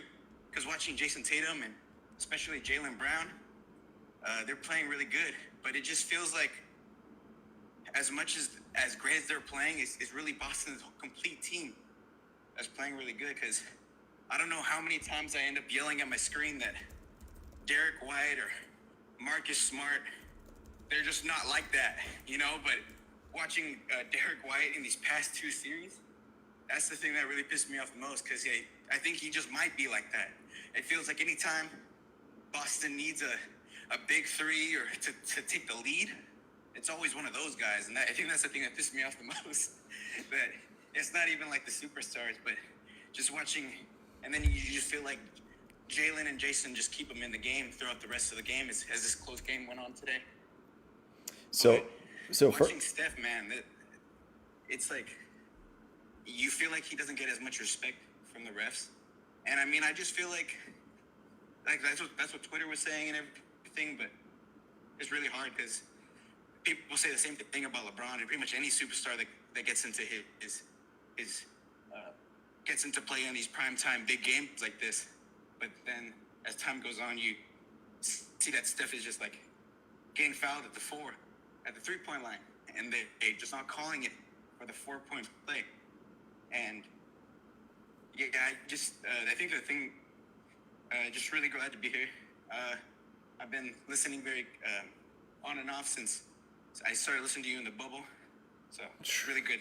Oh man, thank you so much, Rob. Yeah, no, first of all, thank you for enduring those bubble streams that I was in the middle of the woods running from bears when connecting to gas station Wi-Fi when we had a nor'easter up there, and that knocked out our power for a week, and I was living in a car for 7 days watching Luka Doncic step backs. But if you've made it this far, it's much appreciated. Now, regarding your comments there, so as a Laker fan, I almost have to. Well, first, yeah, it's hard to hate the Celtics team. If you're a Laker fan, you would hate the Celtics team first of all because they're the Celtics and the name on the front of the jersey. But the way that the Celtics have built this team through the draft with Tatum, Smart, and Brown, they've done it the right way. They did not assemble a super team in the free agency the way that the Brooklyn Nets did, right? And they took down the Nets. The Celtics, if they weren't the Celtics and they weren't supported by the city of Boston, who I've had my problems with, you would go out of your way to say like, damn, this team's done it right. But so have the Golden State Warriors with Steph, with Klay, with Dre. Both teams, that's why I think we're enjoying this basketball so much, is it's two teams that are certainly worthy of the platform that they have earned. It has not been bought. It has not been manipulated. It has not been whatever adjective you want to use in that instance. It's nice to see it done the right way for once. But at the same time, you like rooting against a villain. So as you're watching this as a Laker fan, first of all, you have LeBron James saying if there's one guy that he could team up or one team he could go to, he's talking about, I'd love to be with Steph Curry. And then tonight you saw his tweet that Chef is insane with all caps and his little cry emoji. What does that do for Laker fans? Does it get you thinking about the future, or are you worried that he might bounce? To me, it kind of feels like he's already gone. I see these next few years, and I'm really looking at AD to kind of lead us, and it just really sucks. I feel like this last year kind of ruined it, and with the upcoming season, I'm not big as a Westbrook hater as a lot of the fandom really seems like right now, but I don't believe that we could win a championship with him as our point guard, and I mean when it comes down to it, I really want LeBron to have the ball, and watching like really close basketball like this, I don't know, throughout the playoffs, especially this year, you kind of feel like, oh, LeBron and AD, they could have beaten any of these teams, but then you just watch basketball as intensely as you just realize how far we really have fallen since that 2020 playoffs, and just watching them this past year has just been so straining. But I mean, I was a Laker fan. I was born in '01. So I sat down and my dad put me in a Shaq jersey and bought me little Kobe's. So I'm gonna be a Laker fan after LeBron leaves. And I appreciated him, and I grew up not liking him with all the Kobe comparisons, but you just learn to appreciate how great he is. And I see him more as I really respect him as a player and see him as one of if not the best players of all time. So I do believe that he keeps his word, and as the way we keep playing, we're not going to give Bronny with one of the future draft picks coming up. As Bronny keeps playing great, so I see him already gone, and really hope to see what Rob could do with this next upcoming 2 years. I think with AD, and especially Bron this year. I still hold out a little hope that we could pull something out, but yeah, that's kind of my perspective. Is I would love to see Bron team up with Curry, just not against my team, I feel you. Alex, thank you for the call tonight. And you have been nominated as the most level-headed, best Laker fan caller, because we sure as hell don't get unbiased opinions like yours from Laker fans very often. So thank you for not that, and there's a time and place. There's a time and place for your Marcelos, your Sheps, your Johnny Footballs, but we like to balance, right? Everything, and life is about balance. Too much of something, usually, no matter what it is, you drink too much water, you get hypothermia. Is that what happens? No. What's that called? I forgot. You drink too much oxygen, you die. You need some nitrogen in there too. I'm just gonna stop, and I'm gonna take the next call.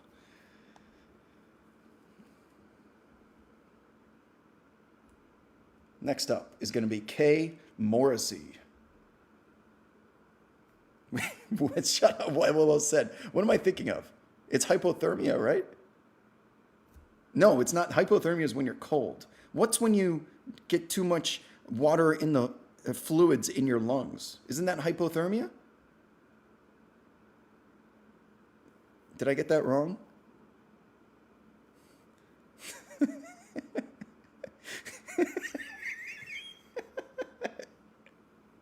It sounded good. Pneumonia. Did he drop? Somebody please get in here and save me from the comment section. Next up, we're trying Ashe or Ashe, hopefully. Just somebody get in here, please. We got to 600 likes. I can't believe it. Thank you. There's 1,000 of you still watching this somehow as I butcher every scientific experiment of all time. Maybe we can get this stream up to 700 likes somehow. All you have to do is hit the button. It helps us out, prevents us from having to do commercials. Thank you in advance.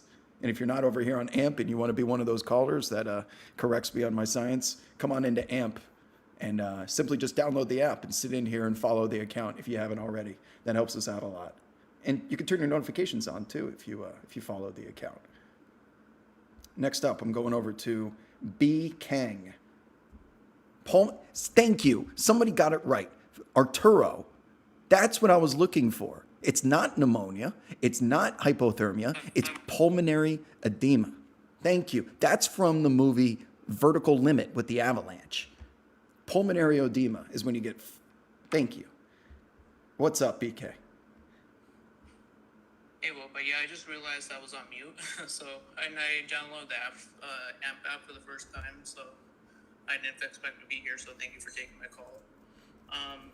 So I was wondering, like, for what do you think? Because Jaylen Brown, I'd say, up to this point, he's been the Finals MVP of the series, but do you think in order for the Celtics to win the series that Tatum has to step up and ultimately be the guy for them? Because he stepped up in the first half pretty good, but cooled off at the rest of the end. So do you think ultimately Tatum has to be the best player for the Celtics for the series? He's going to have to, at some point, match Steph Curry's greatness. Because if these games somehow stay close, and now that they've won a game in Boston, we are at the point that Boston is going to have to win at least one more game in Golden State, and we know it's a different beast now that home court advantage is back with the Warriors. And it's going to take, like, the Celtics are the better team. I think we can all agree on that in terms of talent. Again, those things we've discussed, athleticism, they check all those boxes. But at some point in the fourth quarter, if the game is close, it certainly helps if you're bigger and you're getting all the offensive rebounds. But at some point, someone needs to get you a tough bucket, one way or another, because the Warriors will go to that offense-defense where they can send out Looney and Draymond and negate those advantages that the Celtics have. They're going to need a Jayson Tatum to go into isolation and say, dude, just go get us a bucket. We fucking need it. Like, Jaylen and Jayson are both worthy of doing that. But have we seen that yet? Nope. Not on what Steph Curry level did tonight. And Steph Curry is in a level that is arguably historic, that may never be touched by anyone not named LeBron James or maybe Giannis one day. I mean, we're talking about a special stratosphere of player here that can take over a game for all four quarters. And if Jayson Tatum wants to ascend into that conversation of superstardom, where I'd say he's like a bona fide all-star, but is he one of the 5 best players in the NBA as of this very moment? He can lock that in if he gives us his own Steph Curry game just once out of 7. That's the difference here. Steph Curry needs to do this shit every single night for the Warriors to win. And all the Celtics need is one more from Jayson Tatum on the road. Just one Steph Curry game from Tatum on the road will get this series in their hands. But we have yet to see it to this point. So it's funny that you could have the best team, you could do everything right, but why the finals are so different than the playoffs in the regular season is that if these games are close and you go star power versus star power, it's always the final boss that comes out on top. And Tatum has not proved yet. There are still opportunities, but we're now getting to the championship rounds.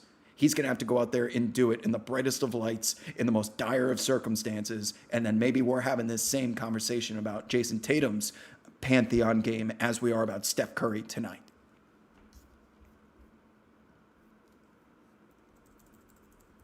Yeah, I definitely agree with that. But yeah, we'll get to see what Jason's game is made of. But yeah, thanks for taking my call.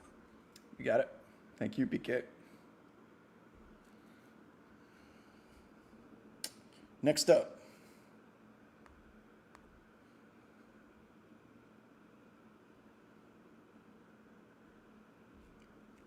Next up is going to be L.A. Hone. Pulmonary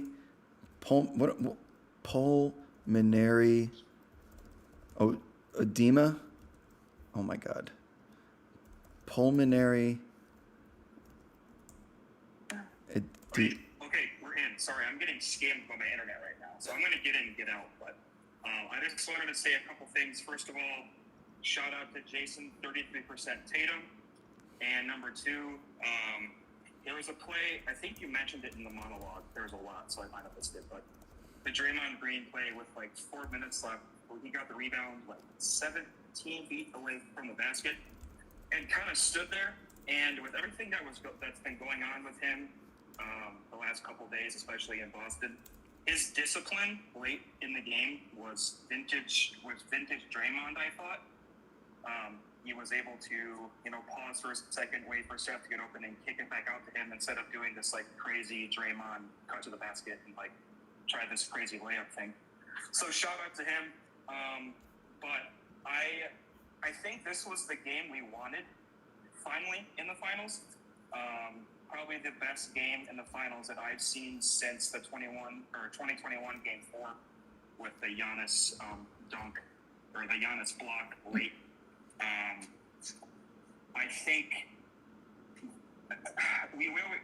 you said earlier tonight that Steph is the best player, but the Celtics probably have the best 2 through 10. I don't know if I believe that because other than Jaylen Brown, who steps up for them late in these games? Horford hasn't done anything, and he was a Bucks killer. I think it's difficult for these guys to step up because they're so young or whatever it is. But it's going to be interesting to see how the Celtics handle these next 3 games late in the game. That is going to be the biggest question for them moving forward. L.A. Hone, thank you for the call again. Fourth quarters. Will Jayson Tatum, just piggybacking off that last call, what did you call him? Mr. Jayson 33% or something? Steph Curry had been questioned in these fourth quarters. Will the real Jayson Tatum please stand up? It's a compliment, I think, that we are not even asking anymore. I think neutral basketball fans are demanding for you to clap back Steph Curry like B. Rabbit did the Papa Doc at the shelter in 8 Mile. And the microphone is just stuck at his mouth at the beginning of that. Same the vice versa for Papa Doc at the end of it.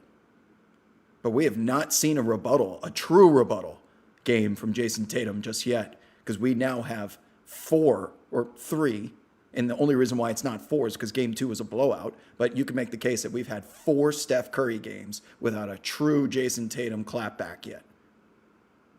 If you want to be a top 5 locked-in consensus best player in the NBA today, he's got to have one, and he hasn't had it yet. He may, but he hasn't had it yet. Is that a Wabism? 8 Mile references are Wabisms? Yeah, I'll give that to you guys. Damn.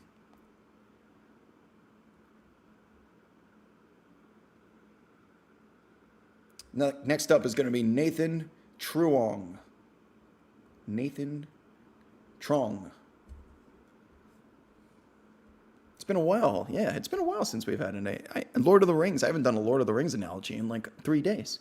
What's up, Nathan?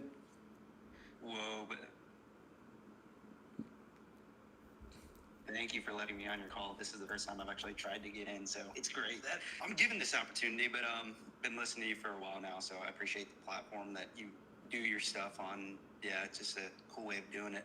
So my question is for you, with Steph Curry, if the Warriors win, he's definitely going to be Finals MVP. What does this do for his career?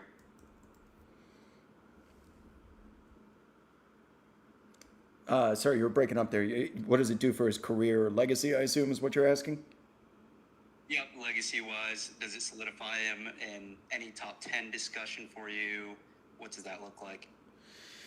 If Steph Curry he'll finally get if the Warriors win, he's locked up Finals MVP. As much as we want to sit here and say Wiggins his performance tonight, it's going to be Steph if the Warriors end up winning this series. So Steph Curry will have a conference finals MVP as well as a finals MVP in the same season. This comes after Steph Curry just set the record for three-pointers made in NBA history. This is coming off, he's had a unanimous regular season MVP back in 2015, I think. He's been a part of the greatest regular season team of all time. Now, it doesn't have the same energy because they blew a 3-1 in the finals, but that's still a fact, something that happened. He will now have, if they win 4 rings, I believe. Is it 4? Yeah, I think it's 4. If he gets to like 5, and this Warriors team turns into, we made the 90s Bulls comparison in that when Jordan took those 2 years off and he came back and they lost those years, and then they did the second three-peat. If the Warriors find a way to win 3 more titles in the next 4 years, we're talking about one of the greatest dynasties in NBA history, and that at the center of that's going to be Steph Curry, who has single-handedly now won them God knows how many games in this 2022 campaign. So that top 10, I don't want to go through the top 10 because I know I'm going to leave someone out off the top of my head. But that top 10 consensus NBA best players of all time has been said to almost be locked in stone forever. Like, those names are gargantuan titans of the industry, and the only one that can really overthrow the top 10 is if there is the next LeBron or the next Michael Jordan, and Steph Curry will be in that conversation if he wins 1 or 2 more titles, including some finals MVPs, because that's what he had been missing. And now that we saw this game tonight, again, this will be a Pantheon game in perpetuity for Steph Curry, because he has never, all the knocks against him, that he's been a part of these great teams and these great systems with great coaches, he's never had to do it by himself. But tonight, he did it, he proved it. He's had these games multiple times throughout the finals, and if he's somehow able to close it out, then yeah, I'm ready to have that conversation.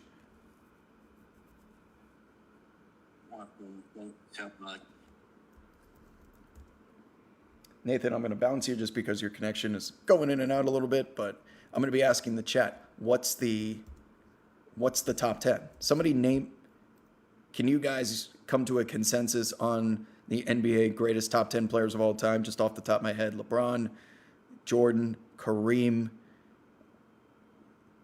Now I start getting into, I stop. The top 3 are the easiest ones.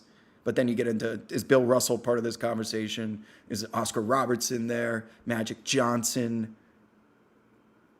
Right, that's why I need you guys to, Larry Bird. I don't want to forget a certain player, but once you get down to like the Shaquille O'Neals, the Tim Duncans down in the 9-10 range, obviously Wilt Chamberlain, someone's got to get bounced. Someone needs to get bounced. Kareem, Jordan, Wilt, Magic, LeBron, Bill Russell, Hakeem Olajuwon, and Larry Bird. How many was that from Tony? 1, 2, 3, 4, 5, 6, 7, 8. That's 8. And you're missing Shaq. And you're missing Duncan. So you will have to bounce one of those guys. Kareem, Jordan, Wilt, Magic, LeBron, Bill Russell, Hakeem Olajuwon, Larry Bird, Shaquille O'Neal, and Tim Duncan. Who do you bounce from that? Is Kobe in the top 10? Someone's got Michael, LeBron, Kareem, Magic, Bird, Kobe, Shaq, Wilt, Russell, and Duncan. What's 1, 2, 3, 4, 5, 6, 7, 8, 9, 10? Who do you bounce from that list?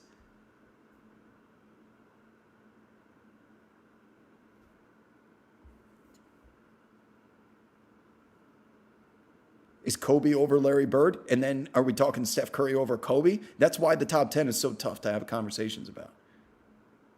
But as you guys battle that out in the comments section, I will continue to keep taking calls here because you guys want to chat. There's 1,000 of you here in the lobby. Some of you have just joined us from my tweet that we were talking about pulmonary edema. Hello and welcome. If you wouldn't mind just hitting that like button for us and subscribing to the channel, I will continue to be a hypocrite and make fun of Draymond Green for asking those same things. And it will help out our stream to get this community. If you've enjoyed the program thus far, we're now going on 2 hours. If you want to continue to grow the show and make it better, if you want to see it with more resources than me sitting in my boxers, trapped in a jail from Olga on a blurry camera, then that's what needs to get done. And it would be much appreciated. Thank you. All right. K. Morrissey, you dropped. No, you didn't. Try again. There we go.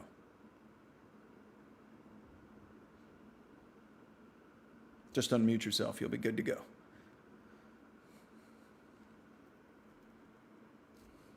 Good to go. Can you hear me? I can. Whoa, can you hear me? Wobe can hear you. Or can I hear you? Hello? Hello. You can, if you can hear me, just start talking. Gotcha. Yeah, so what I was thinking when I said in the radio roulette community is like, when are we gonna give Wiggins his flowers from becoming a potential meme and bust of all time to potentially, in my opinion, the second best player on a championship team?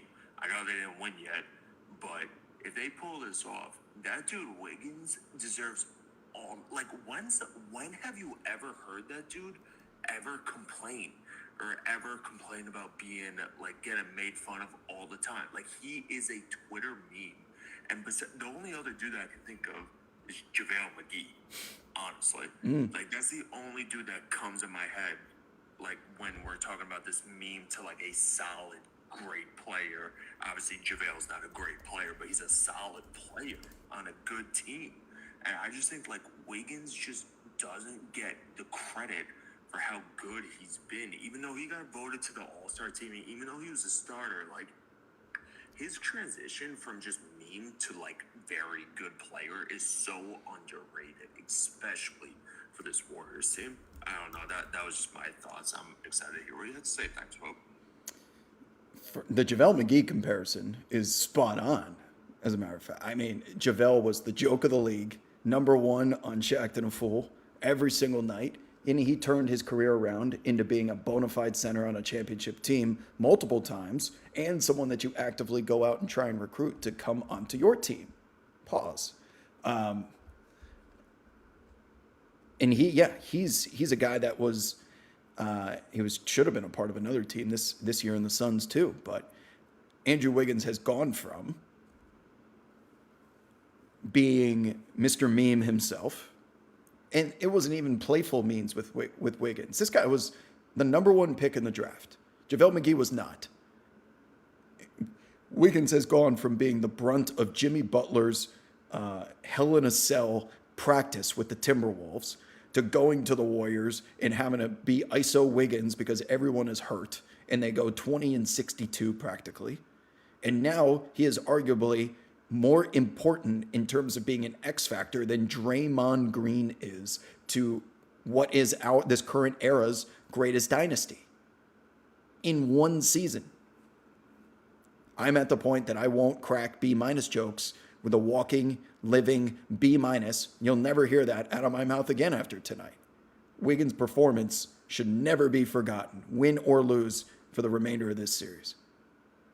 He stunk it up last game shooting from the floor, but he has brought so much more to the table because if you draft a number one pick, you assume that guy is probably going to be on the ball and initiating our offense because we're paying him to do so. He's going to be on a bad team. That's why he was drafted number one overall. That he's going to go out there and develop creativity skills, playmaking skills. He can be a floor general and be that guy that we've been talking about, Jayson Tatum, developing into. That maybe one day Wiggins can be the go-to scorer on a championship team. That most certainly is not the case. Wiggins has pivoted his business model, redefined his reputation as a player in just one season because this is the first time that he hasn't needed the ball in his hands to leave his impact on a game and or be efficient. He's better without the ball in his hands. And when was the last time we ever said that about any Andrew Wiggins team ever? It wasn't even on Kansas. You couldn't have said that about him.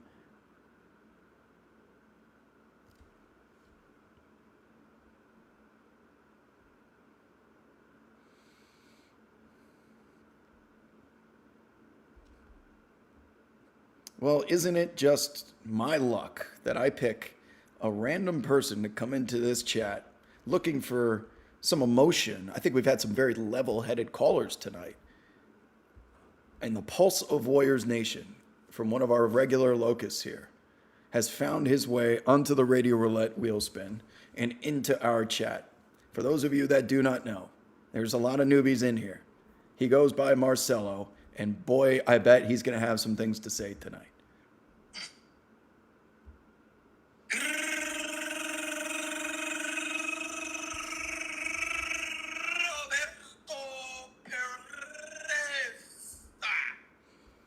What is up? Thank you for having me back on the number one on AMP. I gotta say, your 1 hour monologue took up a lot of my airtime, so I gotta keep it short. I mean, what a game. What a game, man. You know, this wasn't the game that I wanted, but this is the game that we deserved. In a sense that we're out here grinding and scraping and digging through the mud for a win. I mean, I'm not gonna lie. Quarters 1 through 3, even when we were up by 1 at the end of the third quarter, I was scared. I was so ready to come in here, waving the white flag, eating my own words. I was ready to just, take on all the haters and just let them, just give in. But he single-handedly put this game on his back with those insane threes he was making. And I knew this game was going to be insane when we're only at the 8-minute mark and Curry is talking shit to the fans, getting excited. It was a crazy game to start off with. I mean, man, what a game 4.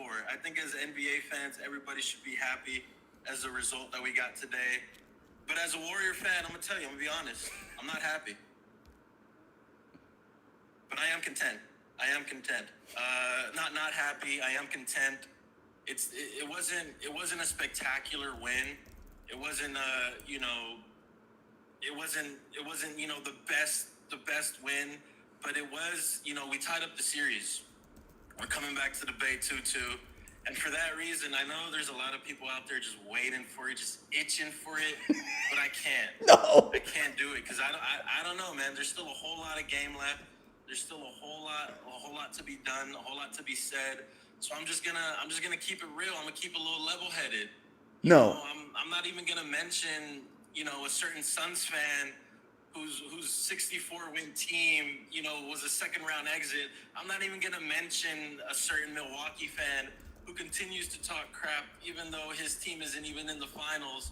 I'm not even gonna mention those guys. I'm just gonna talk about my team and how proud I am of them for scraping out this win.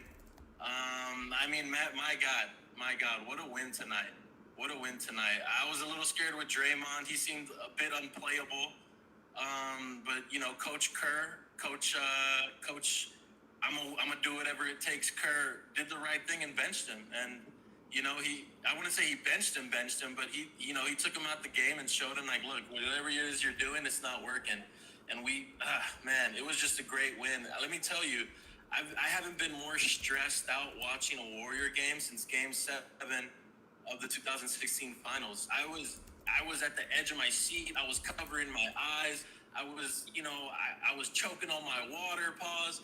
But man, it was a crazy nail biter of a game. And I mean, as an NBA fan, what else can you ask for?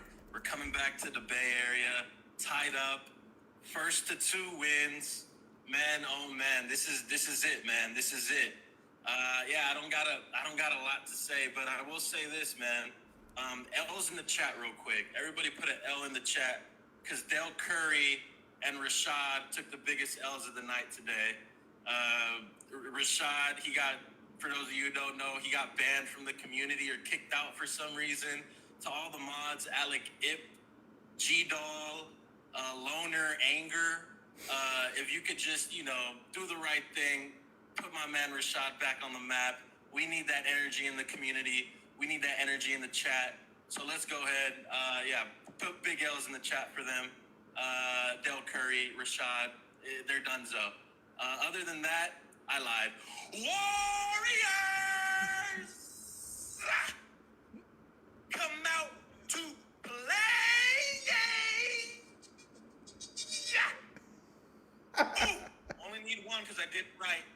Let's go. Warriors in 6, baby. Man, Marcelo, I bit the bait. I thought it wasn't coming tonight. I actually bought it. I needed it. You built it up there. That I felt like Gollum needing his precious ring. There's a Wabism. Lord of the Rings. I need it. I need it. My precious. Thank you. Warriors. There was almost was there like a at the end of there? I don't know how you did that one. It was a little bit of a remix. And now that the bar is set so high on that, I'm expecting a different version now every single time. The chat demands it. It's the OG. And what is this about? What's going on in the community? Something I missed about someone getting kicked out? Did I miss something?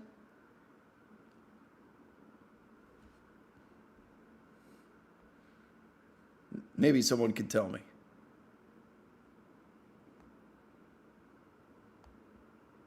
To get kicked out takes some serious violations of the community. It's meant to be a democracy in there, but I trust my mods and they made the right decision. But maybe someone could tell me what the hell is going on. Maybe I'll have an opinion on it.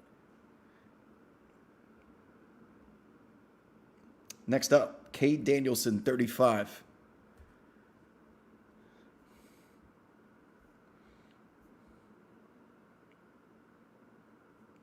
I needed that. This is the remix. I need Marcelo to start singing it. Can you hear me? What's up? Welcome in. All right. Longtime fan. Ever since the 16 Scooby Green after the Game 6 Klay. Biggest concern this series as a Warriors fan has been the Klay and Draymond presence. It seems like they're actively throwing the game at times. But do you think that I agree with your earlier statement that the best lineups are ones filled with Poole or Payton and Otto or Looney instead of Draymond and Klay? Do you think Kerr is willing to sacrifice his allegiance to these Hall of Famers in order to win these games with these better lineups, or do you think that he's just going to keep deferring to the guys that he's won championships with, I guess?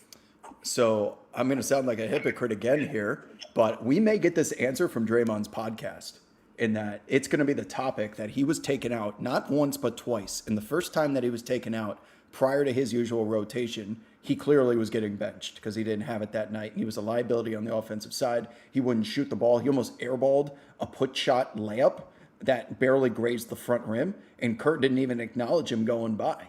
And Draymond was like, what the fuck? And in that moment, I think Draymond is smart enough to know that he needs to address this on his podcast. And if he says, you know what? If he can admit, I didn't have it tonight, Kerr made the right call. He brought me back in for defense only, and I got to stand by him. Then I will think that Kerr has the green light from this point forward to bench Draymond if the situation calls for it. And you better believe if he's shooting the ball like he was tonight and the way he's being left open, that this is going to raise its ugly head once again very quickly in Game 5, and Kerr's going to be put to the test. But if Draymond gives him a pass and says, Kerr, I defer to Kerr because we've been in the trenches together, and if I have to trust his judgment that if it's time, it's time. Of course, I want to be out there. I'm a warrior. I'm a competitive. No pun intended. Yes.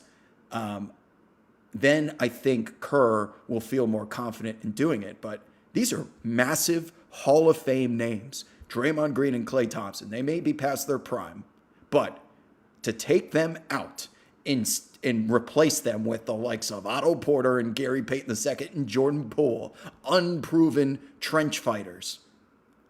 It's a big roll of the dice, but it worked out for them tonight. It's been the move because it feels like Klay and Dre are dust at times. If they're not doing what they do best, they're a liability. So as much as we want to clown Draymond for his podcast, and it shouldn't be as necessary that he needs to go on a podcast to clear the air. He should just be able to have this conversation in the locker room behind closed doors with Steve Kerr. So I'm assuming that he did that, all right? And that now that they won the game, very similar, was it Game 6, 2016 in Oklahoma City, where they had the fight in the locker room and Lisa Salters came out and looked like she saw a ghost because of how loud they were screaming at each other? I think that was Game 6. But last time I checked, they won that game too. And any time that Steve Kerr has done something that is aggressive in terms of managing Draymond and squashing his temper tantrum with swift justice without hearing Draymond's side of the case, that it's worked out for them. So maybe this was another example tonight. And if Draymond is buying into the fact that if I stink, you can go offense, defense with me, and we'll go win a championship.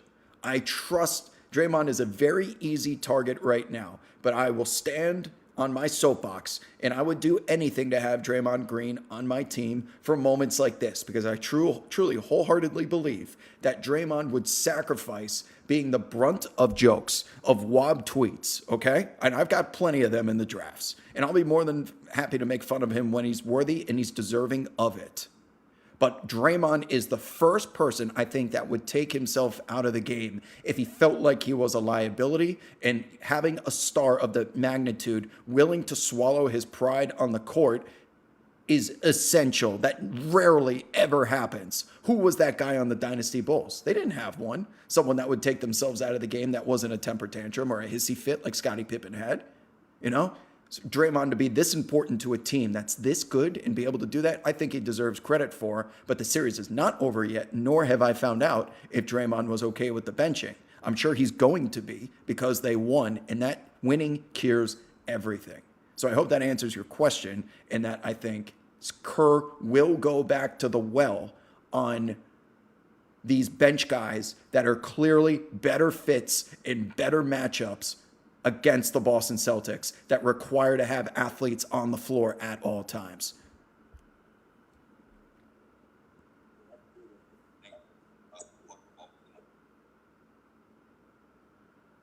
Say it again. Unmute yourself.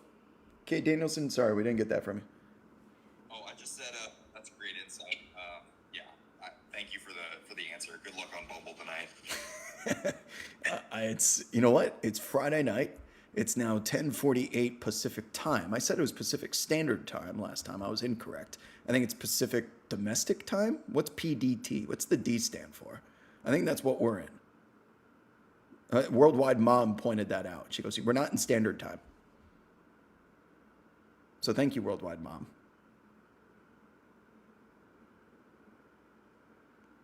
But yeah, it's 10:49 Pacific time on a Friday night.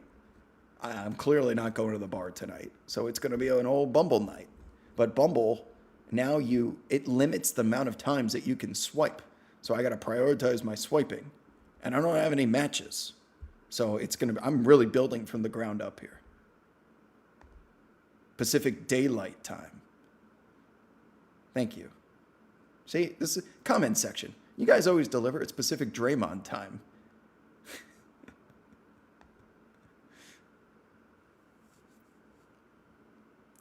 Well, there's still a ton of you in here. The calls have been significantly better tonight than they were for games 2 and 3, where we had drunk Warriors fans in here. Blah, blah, blah, go Warriors. Steph Curry's God. Next up is, the Lizard King has found his way to the microphone. Welcome back, Lizard King. Hey, what's up, Rob? How's it going? Not too bad. What's on your mind? Oh, I couldn't believe this game, man. I don't have a rooting interest in either of these teams, but man, it's just fun to sit there and just watch the greatness unfold.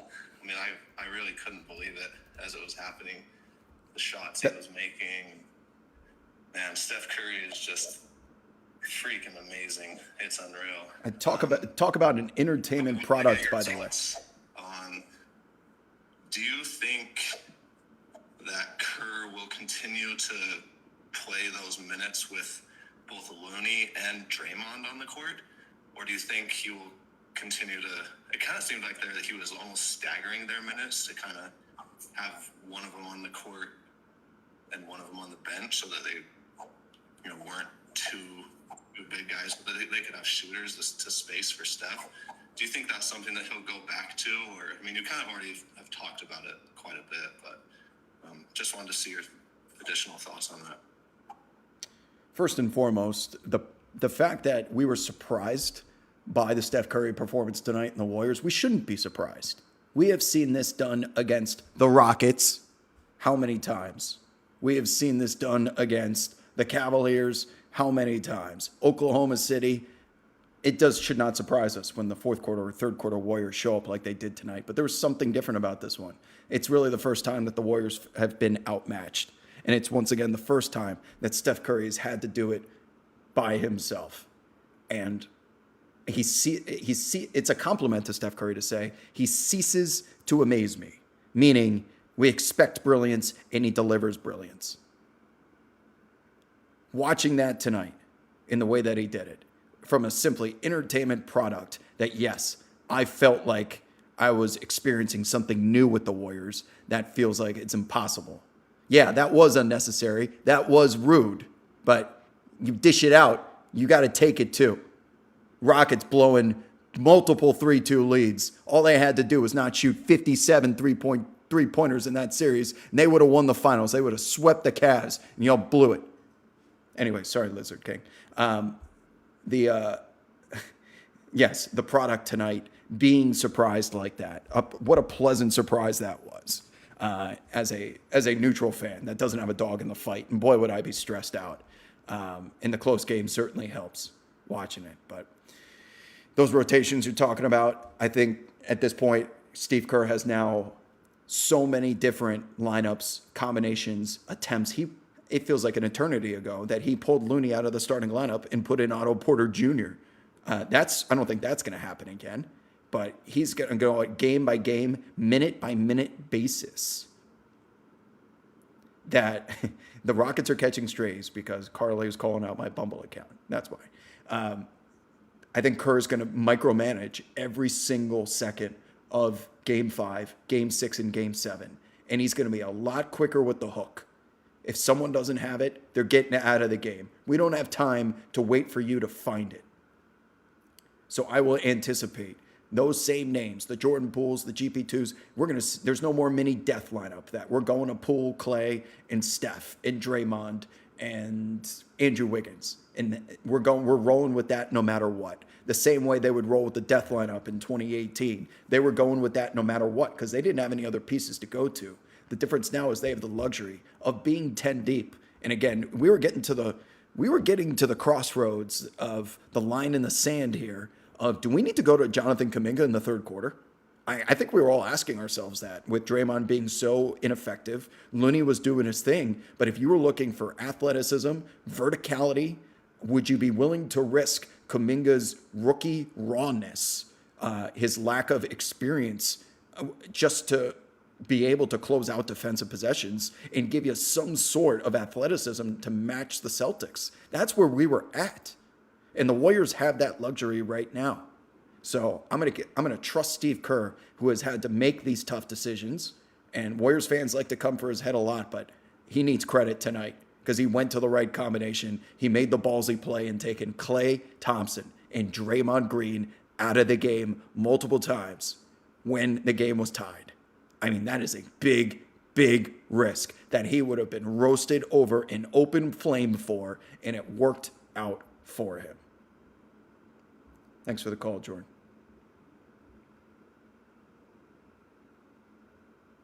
Next up is going to be Blanco. There's still a lot of you in here. I'll keep taking your calls as long as you guys want to keep talking. Anything else you would like to say, Rockets? Give JT Yeah, that's what I thought. No more Bumble disses now, huh? That's what I thought. What's up, Blanco? Just unmute yourself whenever. There you go. I think I figured it out. Yes, you did. How you doing, Wob? What a night. What a night. I'm still riding high off of it. I've stopped sweating, but... I got kind of wondering, down the stretch, Boston, they seem a little bit lost. And from what I could tell, Jayson Tatum and Jaylen Brown kind of seemed to go a little, I would say, like a little ghost mode. And they went to what seemed to be Marcus Smart and Al Horford for, I think, 3 or 4 straight shots. And Boston can't win this series if Jayson Tatum and Jaylen Brown don't take the game over late. As you kind of said, we haven't had a Tatum game to match a Curry game. And so I just don't know what they can possibly do at this point. Like, they keep disappearing. At least tonight, sorry, not the whole series.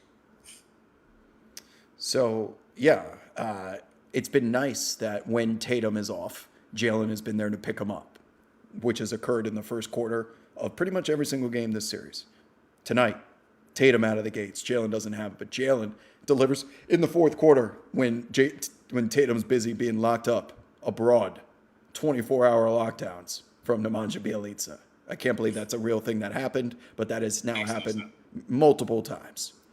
If I'm a Celtics fan, I'm just sitting there screaming, like, why can't we get these two guys on at the same time ever?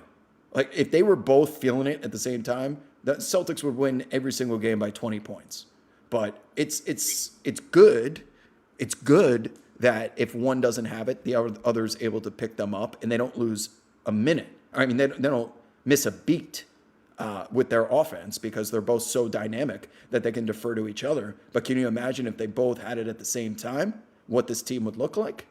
And in addition to that, Tatum and Brown, despite their ability to carry the offense and be great spearheads, floor generals, you name it, isolation players, bucket getters, whatever the term is that you feel most comfortable associating with.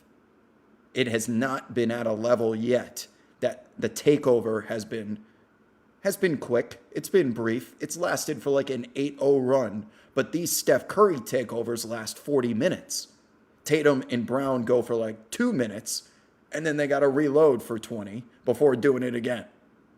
I know that sounds familiar for some of you, but that is not the way to win an NBA championship against a player as good as Steph Curry. So sustainability, longevity, consistency are all things that we Celtics fans are begging Tatum and Brown to show off that they can do that. And I don't know if they're ready for that moment just now. They may be in a couple of years.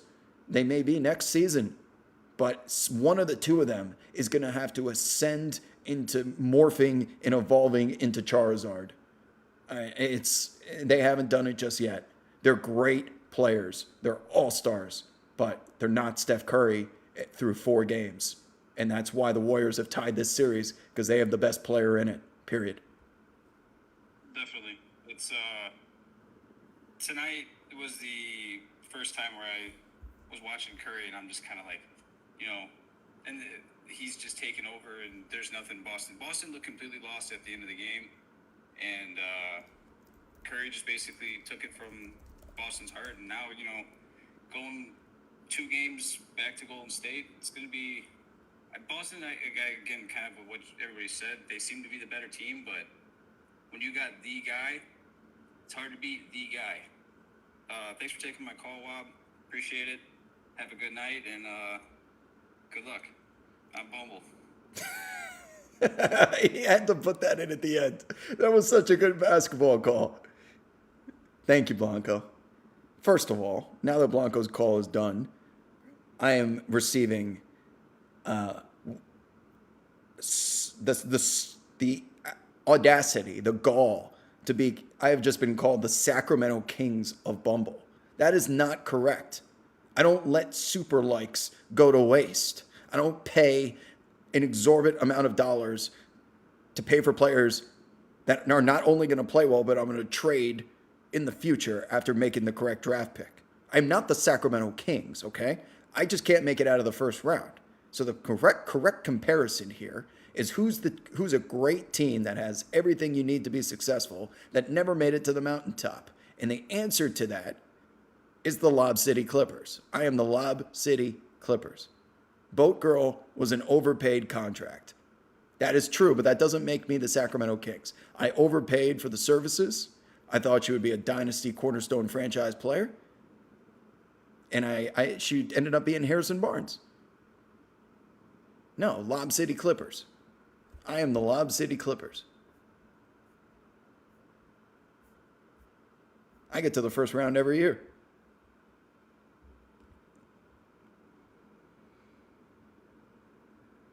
Next up is going to be Space Boy Andres.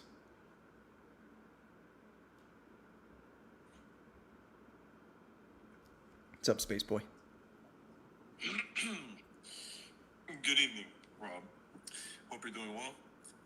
Hope everyone here listening is doing well. I am on like my last day of vacation, and I was watching Game 4 of the NBA Finals. And me, just as yourself, am a neutral fan who doesn't really have a stake in it, but it's always nice to appreciate great basketball when it's played. And like, this was an absolutely incredible performance from Steph Curry. But it's like you said, like, it's on one side of the coin, it's like I've seen it a million times before. Like, I think everyone here was there to see all the finals games between the Warriors and the Cavs. And, like, it's literally the same thing. It's like history repeating itself. But, I still appreciate it in a way. And I think the Celtics honestly threw away the game. Like, they could not hit a shot to save their lives. Like, it was pretty sad, actually. Apart from that, Horford corner 3 after Curry hit that 3 on Derek White's head, I don't remember them making a shot like that. So they really threw away the game, I think. Another point I wanted to touch upon was you talked about Draymond and Klay being liabilities on the court at times, which is absolutely true. Klay was getting coached by Jaylen Brown a bunch of these games, and Draymond is just piss poor on offense. But I mean, that's not like a surprise either. But I feel like Klay Thompson is definitely way more well-rounded, like as a basketball player than Draymond. And I mean, shit, if they can get 15 rebounds from Andrew Wiggins, for example, then I think they're set. The Warriors could definitely live without Draymond being on the court. It's like Klay might be a defensive liability, but his offensive spark is absolutely incredible. Sometimes almost irreplaceable. If and only if the greatest point guard of all time was not on their team. So yeah, I don't know. Those are just my thoughts. It's hard to believe that Dre and Klay are getting played off the floor. And I've got people here in the comments section as you were speaking, Andres, like, was Klay really that bad? And I think he was really that bad. And he was bad on both ends. Because there's a difference. If your shot is off, like Andrew Wiggins' shot was off, Andrew Wiggins can still be on the floor because of what he gives you on the defensive side and his ability to close out rebounding. And Klay is getting targeted. Klay wasn't able to stop anyone in isolation tonight, and he wasn't making up for it on offense. So the same theory of if Jordan Poole doesn't have it, his hook is very quick compared to Klay's. But this is the first time that I think I've seen Kerr say enough is enough. So to watch what transpired there tonight and still get a win feels monumental. And now that we're going back to Golden State for Game 5, 2 of the next 3 games, again, are going to occur at the Chase Center. And I was asked before about momentum and does it exist and do they have it? And I said yes, just in this one case, because this also, by the way, is going to be a 6-hour flight minimum going from Boston to Golden State, in which the Celtics are going to be on that plane knowing that they had this game. They're professionals. They've been there before. But that is going to be a long flight of second guessing. And the Warriors are going to feel like they've got control of this series back.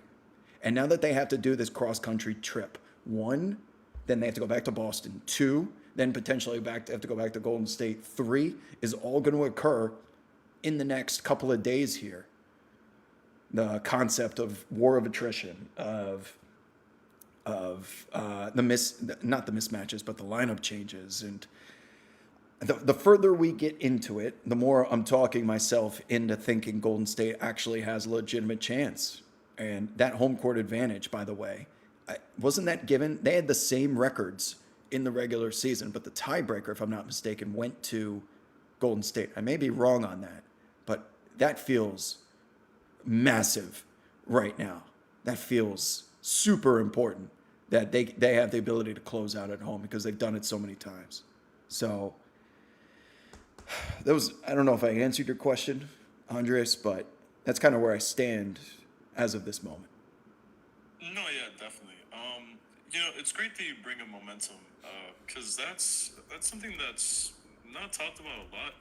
But obviously, I know it's the NBA, but even if you're playing like rec league ball, right? Like for a season, or you're playing like college ball, or maybe you're playing with your friends, right? Like, I don't know, momentum is like a really important thing in basketball. It's like if you're feeling yourself on the court multiple games, right? Even as a team, maybe Klay has a terrible performance, offense and defense. All right, Draymond has a piss poor shooting night, whatever. Doesn't contribute to the win, whatever. It's like they have a chance to redeem themselves, but at the same time, like it works both ways because it's like you said, the Celtics are second guessing themselves, possibly, and they're in their heads thinking, yeah, like we had that game, but I feel like that just adds even more fuel to the fire. Like they're going into the Chase Center, Game 5, with the series tied, and they know that they're the better team. Like they know they can win this series, but it's like you said, like can Jayson Tatum and Jaylen Brown play good when they're both on the court? And I think that's the problem they've been looking at since they were drafted and they were put together. And now that they're on the biggest stage, it's all or nothing really. But yeah, thanks for taking my call, Rob. Pleasure as always, and have a good night. You too, my friend. I hope you enjoy an exquisite end to your vacation.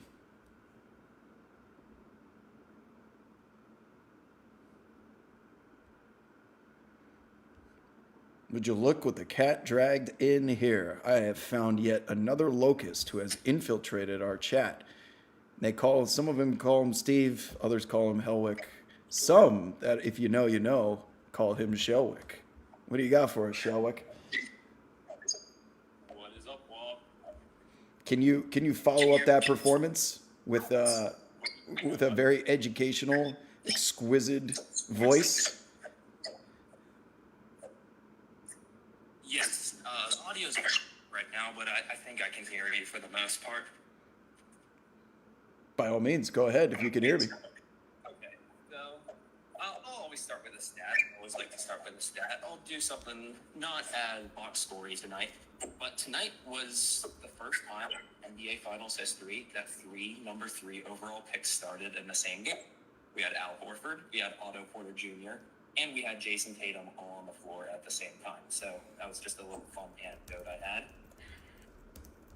Also, one thing I wanted to talk about was when the Warriors unveiled their starting lineup on Twitter tonight, I was a little concerned that Kevon Looney was not in it and Otto Porter was, which I understood the philosophy of wanting to play that smaller ball to take Robert Williams out of the paint.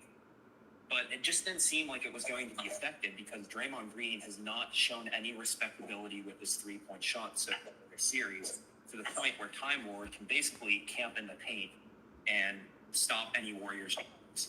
And he's done that all series long with good rim protection. So I thought that the Warriors needed more Kevon Looney minutes in Game 3.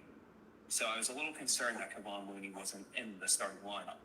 But the Warriors did amend those minutes from Game 3, I thought that was the biggest factor tonight, was giving Kevon Looney 28 minutes compared to 17 in the last game. Because last game, I thought the biggest problem was when that game was close, when the Warriors had that 83 to 82 lead, their biggest problem was they weren't getting boards and the Celtics were getting way too many offensive rebounds and second chance opportunities.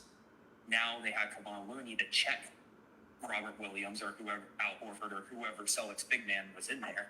and it seemed to change. So what do you think of the Warriors going forward? Do you think that they're going to attempt this same starting lineup with Looney playing significant minutes off the bench, or do you think they're best starting Looney early in the game and going back to the game 1 through 3 philosophy? At this point, predicting, Showick, I'm just going to mute you real quick because we're catching a little feedback on you.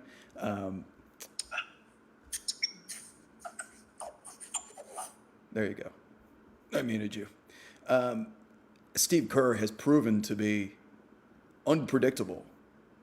We didn't get the notification of his lineup change that Porter was going to be in it until we were 17 minutes into the pregame show that we found out who the starting lineup was going to be, and it didn't include Kevon Looney. But I think you were here for the Game 3 chat, and I'm sitting.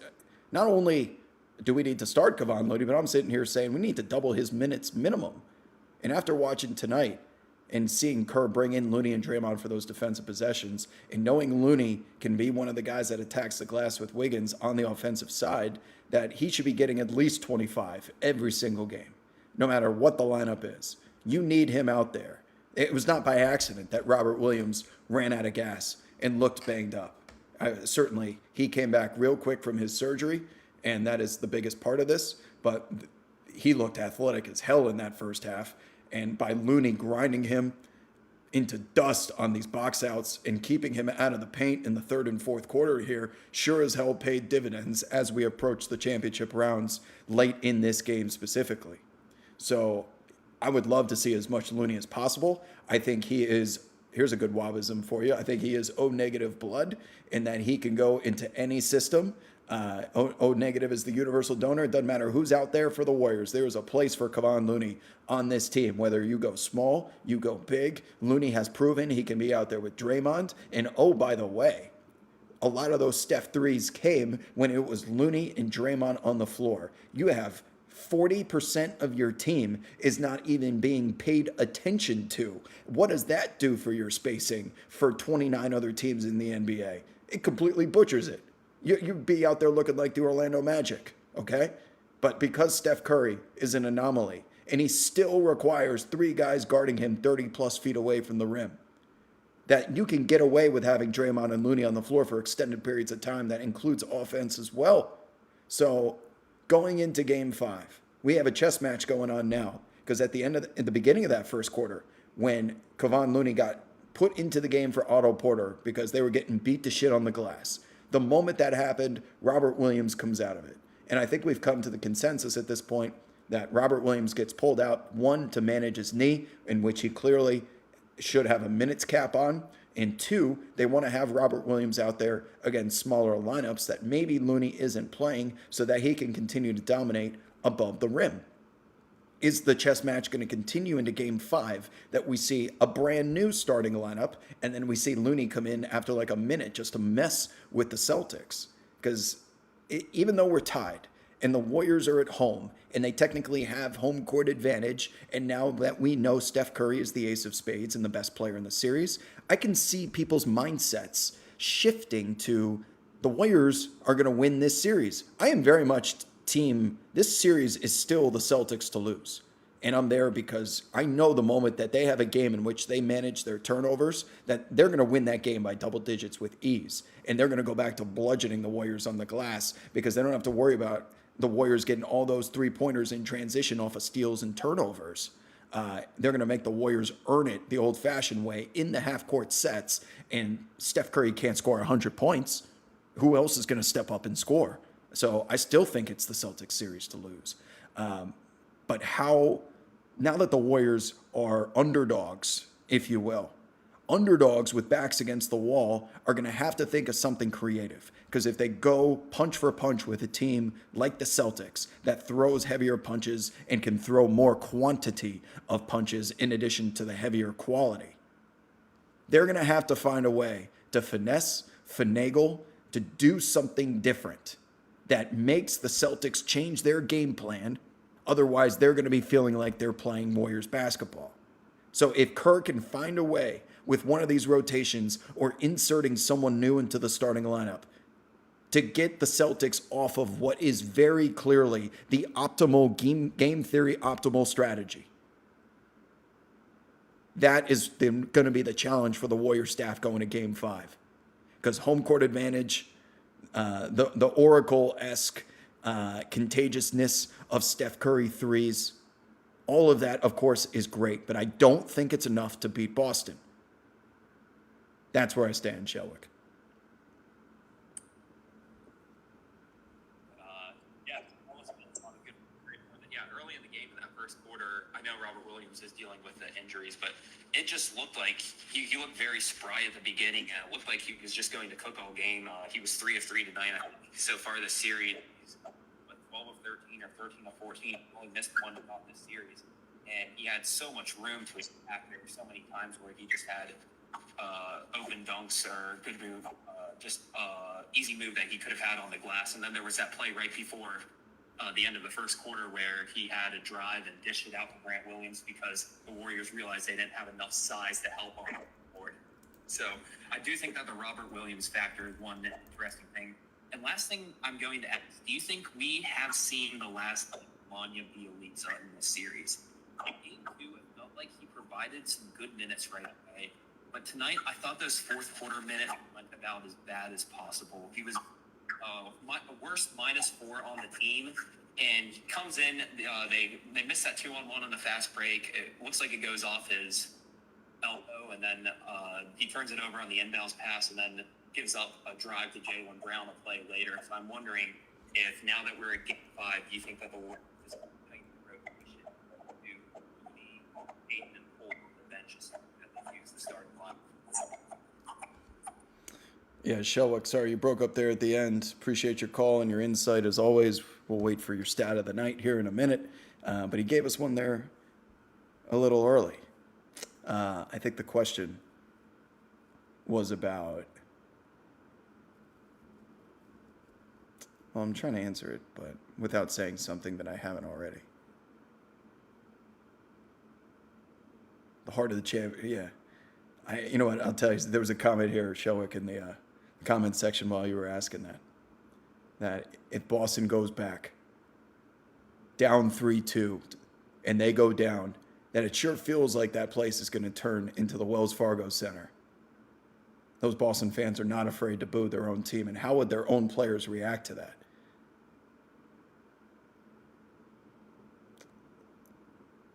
Yeah, Helwick, your audio wasn't terrible, but it's just like a lot of the other calls here in the app. Some are great, some are bad. I don't know the explanation for it. It changes every show.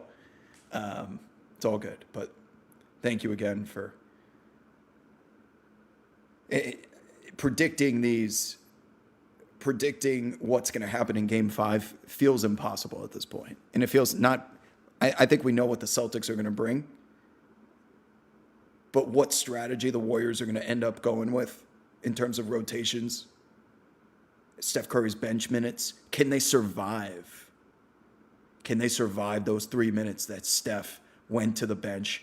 And that's what your question was. Your original question was about Bjelica. Is this something they can rely on? And while I'm certainly hesitant that the combination of Poole, Bjelica, and Draymond on the floor at the same time can work in the most dire of a tie game, fourth quarter, Steph Curry on the bench minutes, that does not change my now newfound love for Bjelica being on the floor, because he has now proved over about a 12-minute span that he is the Tatum stopper.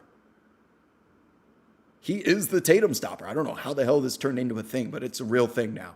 He has made Tatum look terrible. And if Tatum decides to go off at some point in Game 5, getting to this point that so many Celtics fans have came in here and asked about, when is this guy going to deliver? When is he going to step up and be the next Steph Curry in terms of taking over a game? Kerr has one of the cards that he can play is sending Bjelica in there. And I can't believe I just said that, but it's true. And I think Kerr will save Bjelica for that moment, to answer your question, Steve.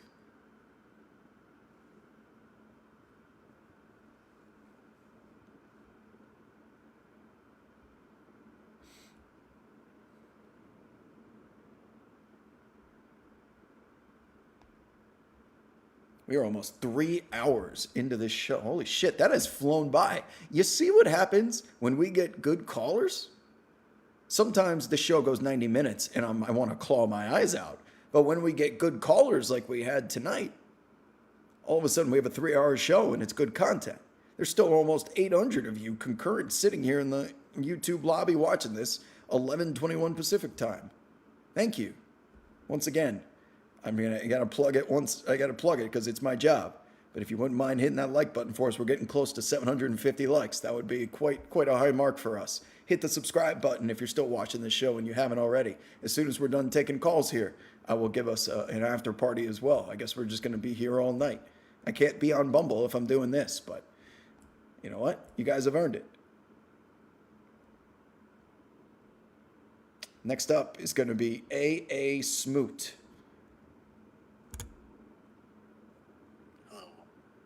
Hello. Hello. I gotta make sure I'm out. The Boston Celtics is sleeping. I don't want to wake him up. How's it going, Bobby? Not too bad. I know you don't want to wake them up, but I need you to speak up just a little bit so we can hear you. All right, yeah, joke's over. But yeah, I am a Thunder fan, which in turn means I'm a Warriors hater. But gotta give it up to Steph. He was playing his ass off tonight. He really carrying the team. I hope he gets some X-rays on his back and his shoulder as well as they check that leg, because he put the team on his back though. He carrying them. And also I want to say Wiggins had a nice game as well. But with that in mind, I agree with, I think it was Spaceboy Andreas before, who said it seems like the Celtics lost this game because they had a pretty decent night from Brown. Time Lord gave them excellent minutes. He was the best. He had the highest plus minus, and then Derek White also gave them good scoring on bad shooting. But that said, it comes back to what the point you talked about before, and it is the turnovers. Let me look at some stat I found. Mojo earlier in the show said that the magic number is 15, and I agree with that. So I looked through all of the games throughout the Celtics playoffs this season, and with games with turnovers, when they had less than 15 turnovers, they are 13-2. But in games when they have more than 15 or more turnovers, they are 1-6. And that one was the one where Miami shot 16% from three and 32 from the field goal. So, yeah, I definitely think it is the turnovers for them. And like I said, like Mojo said earlier, they got to keep that down under 15.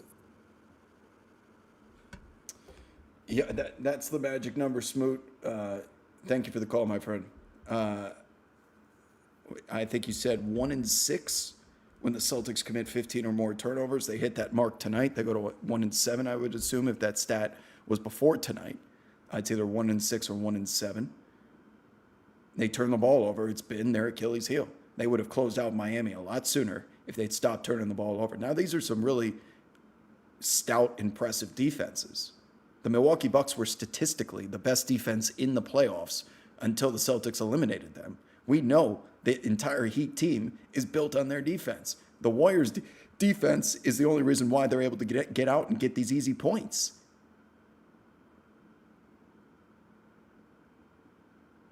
And it's not as simple as like, dude, just take care of the ball. Because with taking the Warriors off the dribble, aggressively penetrating and getting to the rim exposes the basketball. But it puts the pressure on the referees to make a call. And they're going to be turnovers. But you better finish down there. Especially if you get the ball all the way down there. The Warriors are going to get it out and go.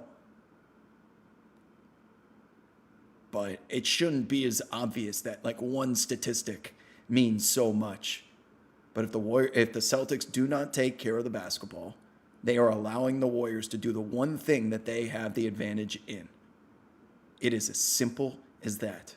Turnovers are always obvious in regards to being a problem. But when it's the only problem and you still do it anyway, something we'll be talking about if the Celtics somehow lose this series.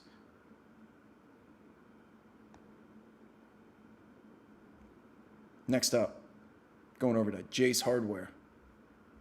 Welcome back, Jace Hardware.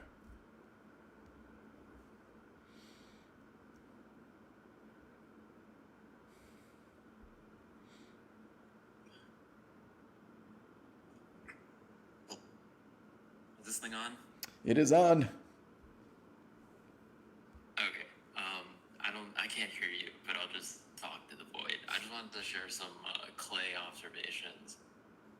So one, I think his shot is back, but it's like I feel like I can tell when he's gonna make it or miss it before it even leaves his hands.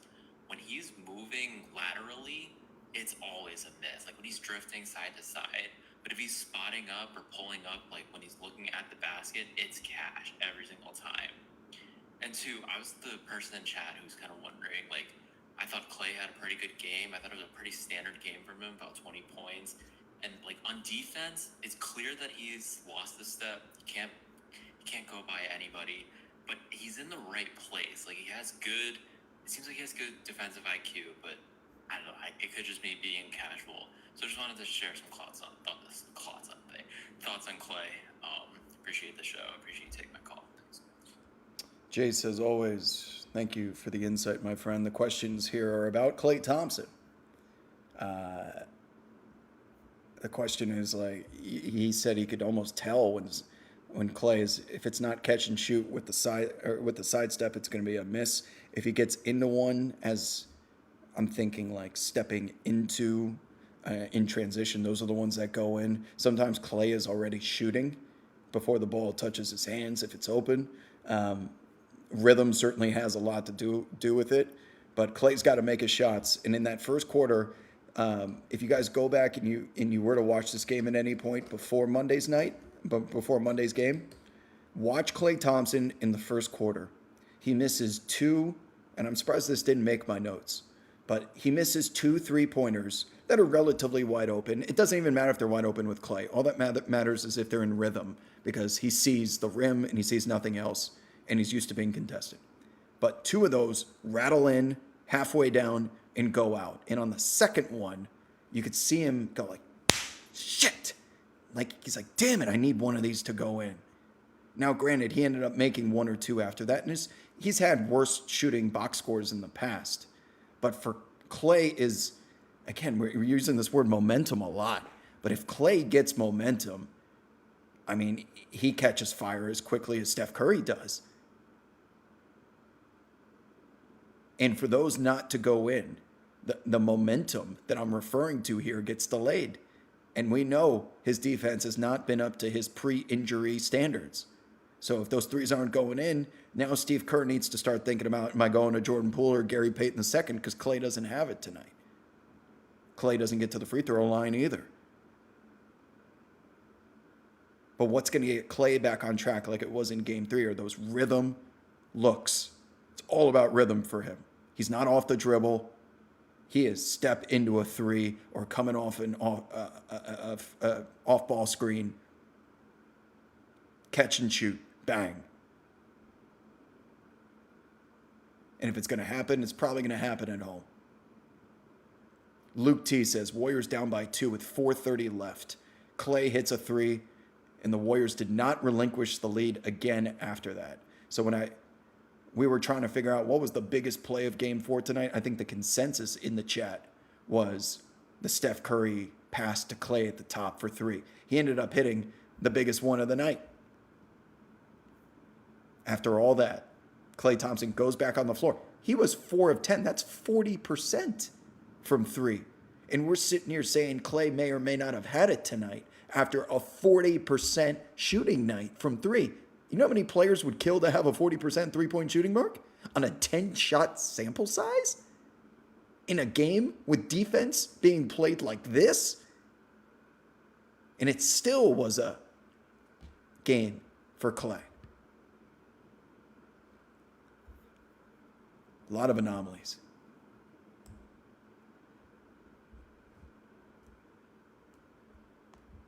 Next up, going over to Riley Luis 2.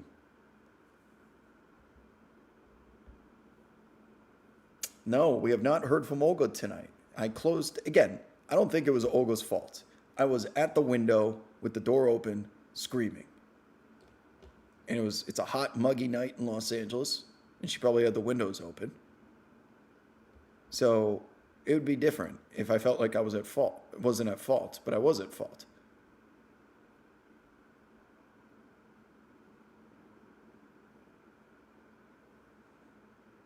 She might be, yeah, she might be out. It's Friday. He dropped. On that note, we are now 3 hours into this show tonight, 11:31 Pacific time. All of you that have participated here in the AMP lobby, I think this is a good time to begin our after party. If I didn't get to your call tonight and you have a question you would like answered, come on over to Underdog NBA's YouTube channel for the after party, where we will be commencing hours.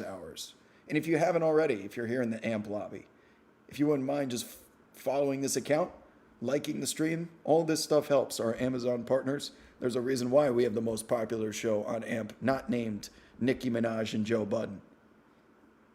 Because it's people like you. Take a quick second here to just follow the account. It's much appreciated. Until Monday, my friends, I'm out of voice. I'll hopefully get it back. Game 5. We are approaching the championship rounds of the NBA Finals. We'll see you soon.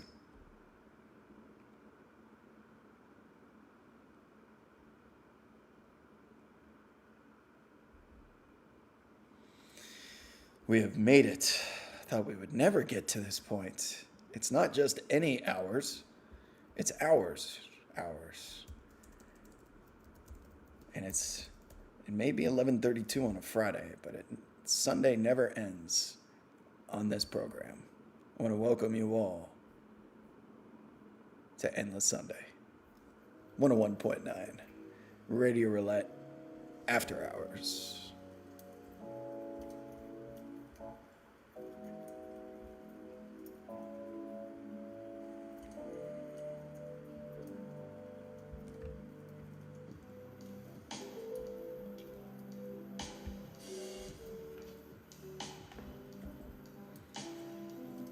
Hello, everyone.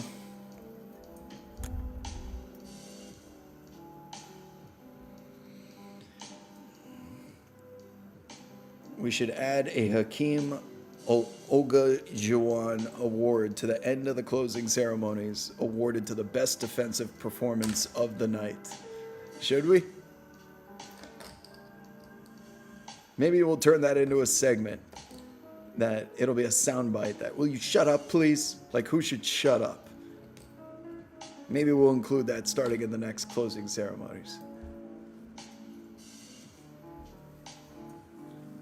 Ugh. Does anybody remember when we played Love? Oh, Somebody to Love. Why did I do that? I forget.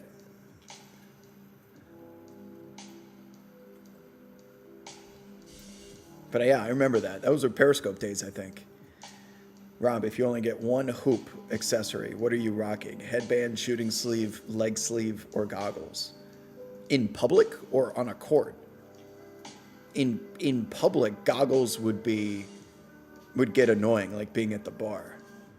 I think I'd have to go in public, headband. During a game, goggles.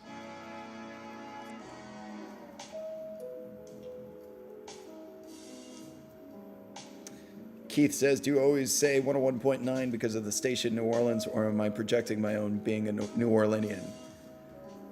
First of all, I've been to that piano bar on Chapatulas many times. Great jazz spot. No, 101.9 was actually smooth jazz in New York City for a long time. And they may have changed it, but I always remember that DJ being like, smooth jazz, 101.9.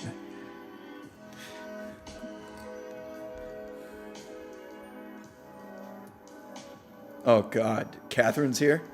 Oh, my God. And she's drunk. I was wondering why this show had gone so well. The comments were civilized. All I had to deal with was Carly.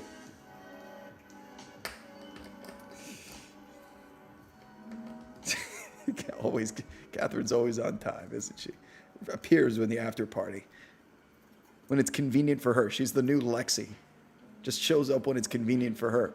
Somebody better, by the way, somebody better get Lexi into this damn show on the final episode of the finals. Because that's technically not, it's not going to be the last episode of Radio Roulette. We're going to do them through Summer League. She better be here for Last Word with Lexi on the last game of the NBA Finals. I don't care what the fuck is going on in her life. She's got to show up for that one. Somebody make sure that happens. The comments weren't civilized at all today.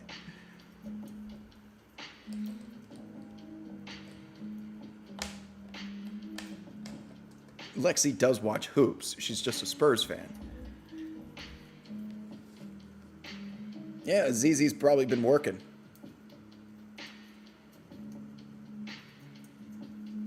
In what dimension was this chat ever civilized? No, Lexi does not retire. You don't get to choose when you're done with the comment Senate. She started it. She's the originator of it all.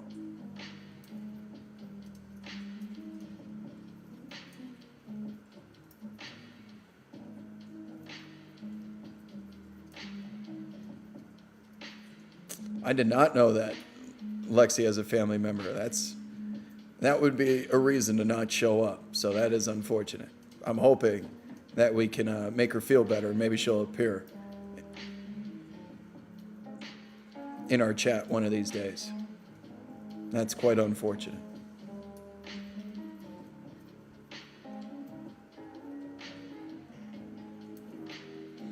Of course, she's the first one in there. Catherine, it is, you're not drunk enough that you change character. You cannot leave character.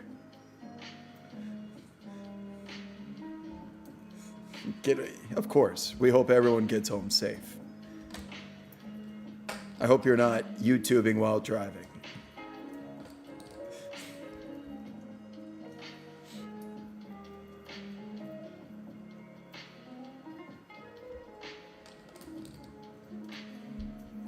Drunk Catherine is hilarious. How would I know this?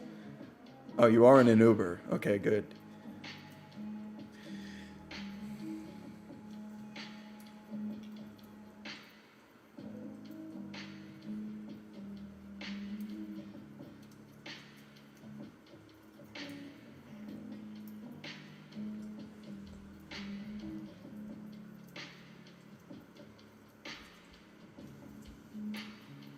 It's like, can you imagine ever meeting when The Rock was the great one during the Attitude Era? If he was out of character in person? I don't need no sentimental Catherine in my chat.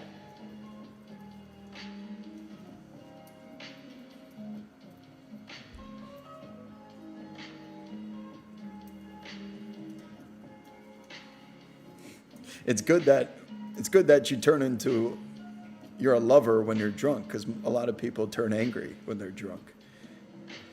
All love.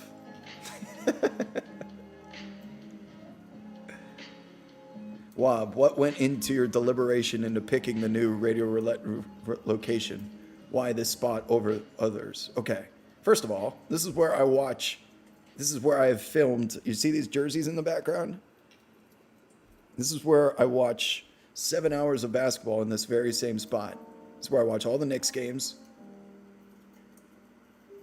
every night for about 8 straight months. But my desk is over by the window, and I closed the windows to make sure that when I was doing my post game that my voice wouldn't carry, because it's a muggy night and I bet Olga's window is open again. So this is a comfortable position that I feel like is safe for my booming voice.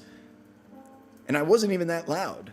Again, I was this loud. I was not louder in game 3 than I was tonight.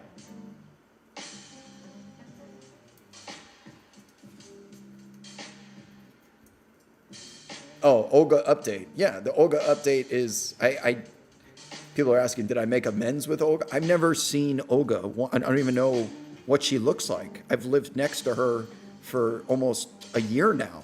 I still don't know. I've never seen her once. She's never been outside on her porch. She's in there.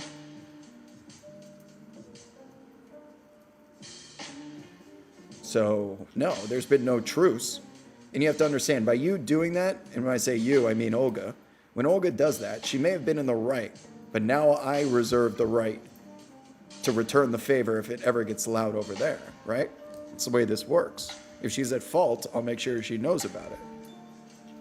And you're also dealing with someone that if you get into a petty war of making noise late at night, you will never win that against me. I am a vampire, and I sleep with earplugs, I sleep with a blindfold, and I sleep next to an industrial fan at max volume. So it sounds like the fucking Luftwaffe are flying over me when I go to bed. Because I want to block, I create white noise so nothing can wake me up because I'm too light of a sleeper. But if you think you can stay up later than me, good fucking luck. You don't want to play those games against me. I'm way too single for that.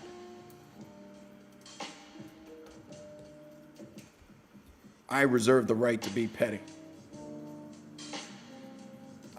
Sleeping with a blindfold is necessary because the sun, my window faces east and it's LA, so the sun is always out for the most part, unless the month of June is June gloom. Have I ever been in a California earthquake? Yeah, a couple.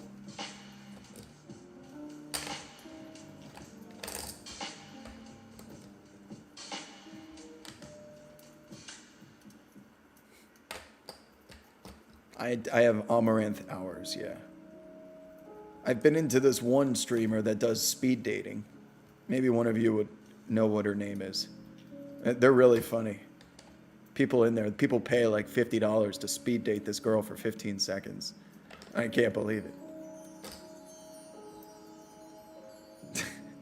No, it's not one of those situations that I need to conquer and I need to assert my dominance. I'd rather be at peace with my neighbors. I reserve the right to be petty is a mood, gravestone, or yearbook quote. Correct, Ranger. That may be our last word tonight. No, I don't watch Niku. No, that's it. It was KU Bot. She does like speed dating, and these dudes just like continuously call in and try and convince her to, I don't even know what their goal is. They just want her attention. And it's fascinating. And it's high quality too. It's like HQ, and she's got all sorts of graphics going on with these. I don't even know how this works. This stream that you're watching now, it looks like it's being put through a VCR from 1998. I don't know how she gets so HD. And I have an HD camera, but it just looks so weird and different.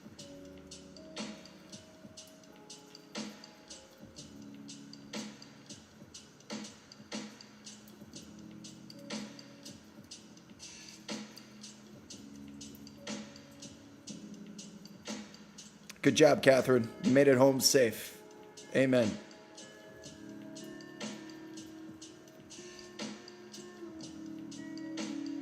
Which celebrity have I been told I look like?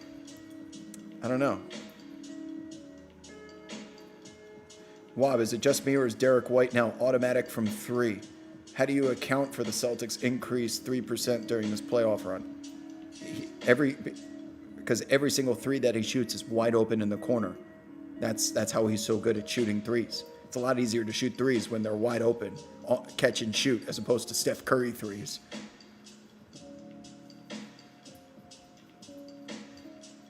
This guy I see on Twitch hosts e-dates for girls, but isn't in them.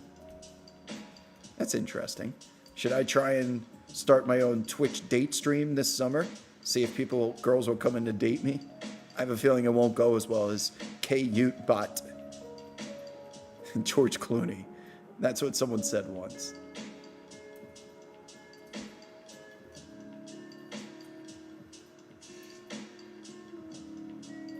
The World War II fact of the night is that I sleep like the Luftwaffe is flying overhead.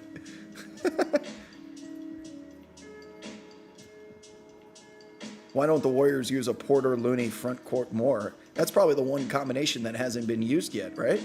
Of everything that Steve Kerr tried tonight, I don't remember seeing Looney and Porter as the 4 and 5.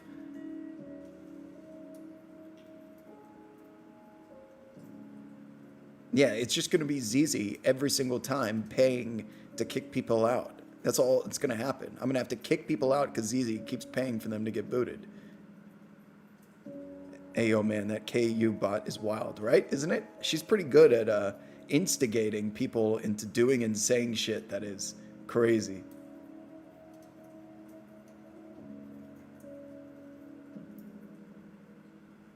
That can be, yeah, NBA Tinder. Oh, yes. Maybe we do NBA Tinder that it's our own spin on it. We get hoopers in there that are pitching who they are as basketball players, trying to link up with other hoopers. It's a very, very niche product. And maybe I can play Cupid. Man, there might be something there, Ranger. That might be off-season content for us to try. But who would dare come into the chat and... We have Catherine and Carly, and that's it. Who the hell am I going to match up after when we're done with Catherine and Carly? Who the hell are we going to be able to come in there?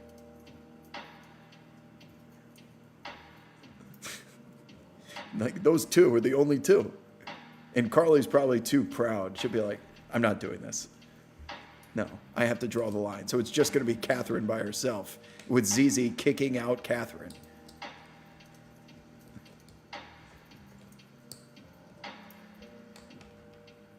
Oh, Ariel. Hey, welcome in. You get Cassidy would be a good one.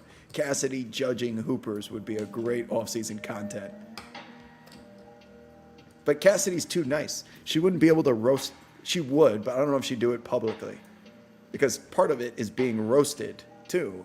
If you say, like, my game is a combination of, I like to say, Kevin Love and Draymond Green, or Kevin Love and Charles Oakley. You need Cassidy to be like, are you, though? You know, just... Yes, of course. I forgot about Ariel. Ariel's secretly one of our Comment Senate allies. I think Carly's asleep by now, thank God. She's not here to defend herself.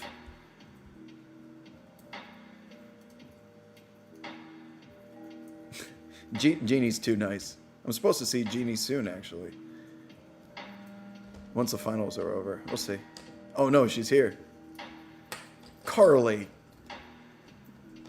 She goes, you play Cupid? That's like being coached by Doc in the playoffs. Ouch. And Gigi, of course. I'm forgetting people that aren't here in the chat, obviously. Ouch, Carly. Doc, I'm Doc in the playoffs, man. I'm Lob City Clippers. That's exactly what I am.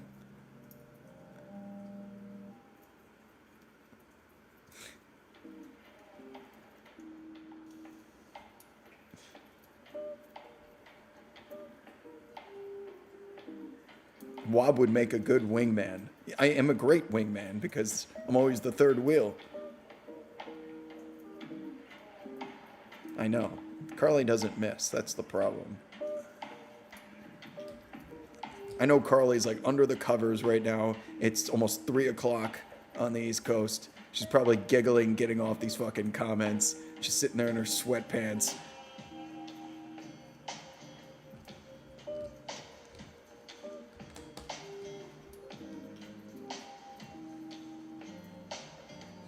I can hear those giggles under the covers right now.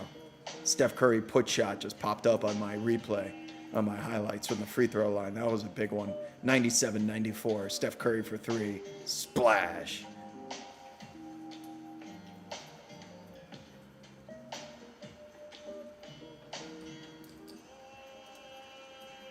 We should do it needs to be a combination of Olga, and I like the commenter of the night.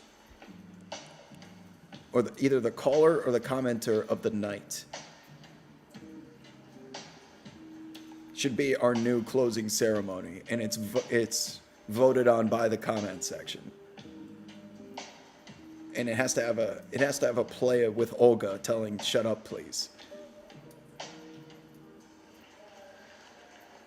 I see, Carly, I know you too well. I think at this point in the night, you've taken the hoop earrings out. You're not, unless you went out and you came back home and you watched this after the game, the hoop earrings are still in. But I think it's probably tank top, sweatpants, no hoop earrings, under the covers, giggling.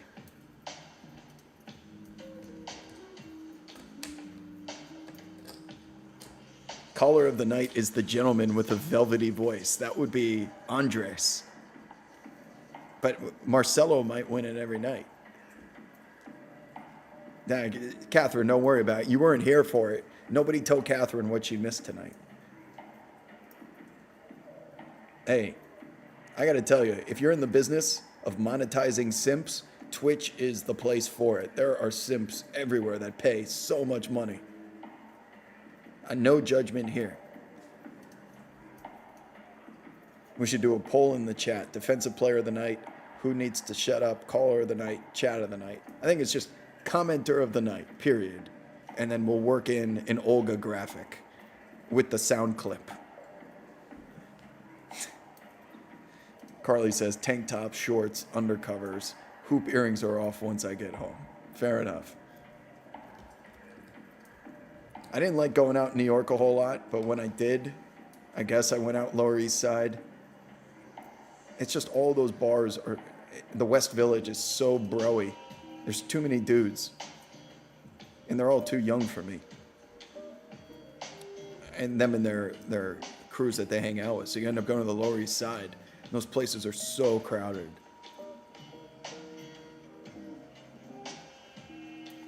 What do you mean I paid for Boat Girl so I can't talk? What does that mean? Oh, I get it. In regards to Twitch simps. That's different though. I mean, I was dating this girl for a couple months. She messed that up, man. I would have really liked her too. I would have been great for her. I would have been great for her. I don't know why she didn't. In the end, if she really wanted to get back together, she would have. So clearly, that drive does not exist. And that was my initial thought, is that she just didn't feel the same way. But she kind of made it sound like she did, and then we just still never got back together after trying to communicate 10 different ways. I told her, like, you pick the time and place. I'll make it work. And it still didn't work. And I'm just like, all right. So, Boat Girl's out. Beach Girl's practically out. I haven't talked to Beach Girl in a while.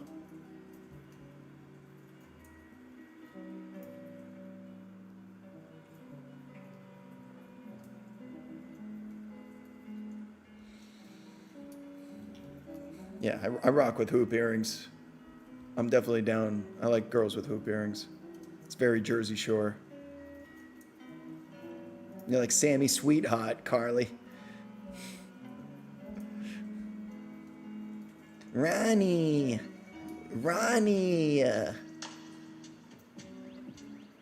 Hakeem Olgajuan. I can't pronounce that. Who do I want the Knicks to draft? I think I've, on that Arizona kid, Matherin. I kind of like him. I don't know anyone really outside of the top 5. Oh, you sent a caller of the night? No, you didn't. Let me see. Group chat. I don't see it. Am I missing? Yeah, I don't see it.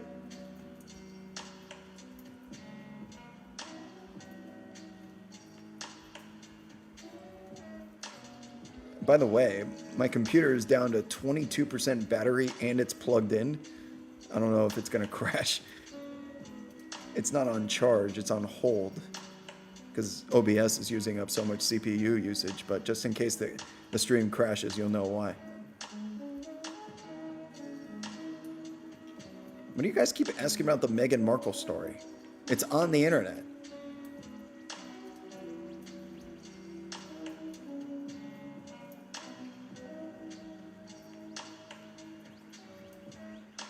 What are you guys saying pause sir for? I don't get it.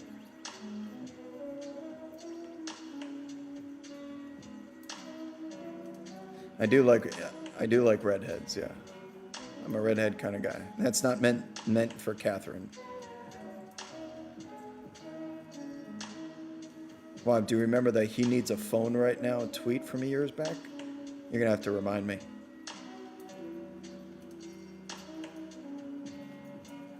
Yeah, my CPU usage right now with OBS is it's only at 12%, but I can change it. I can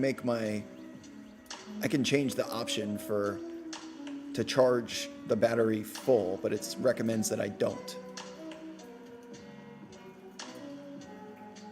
Jack V says, Mathurin was the best player I saw in person this year, and that included Johnny Davis, Ivy, and Keegan Murray. I agree. I watched 2 Mathurin games, and I was like, that guy needs to be on my team. That's a pro, and he's ready to go right now. Creator. I felt the same way about, I saw Jayson Tatum once in person, and I go, that guy's going to be unbelievable. Caller of the night. Nicely done, Alex.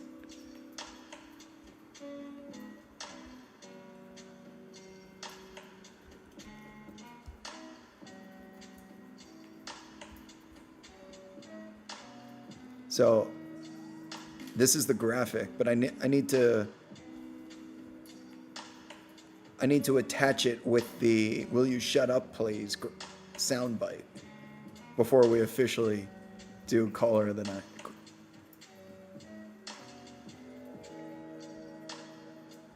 Best Jersey Shore characters, yeah, Vinny. Vinny's probably the most normal. Catherine, I hope you didn't take offense to that.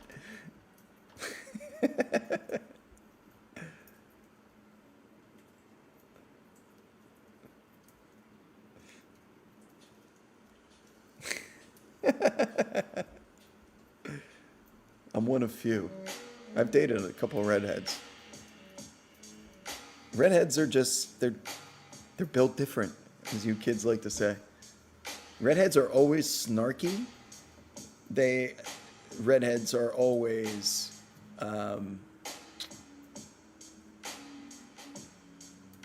they fall into this very, they're not apathetic, they are,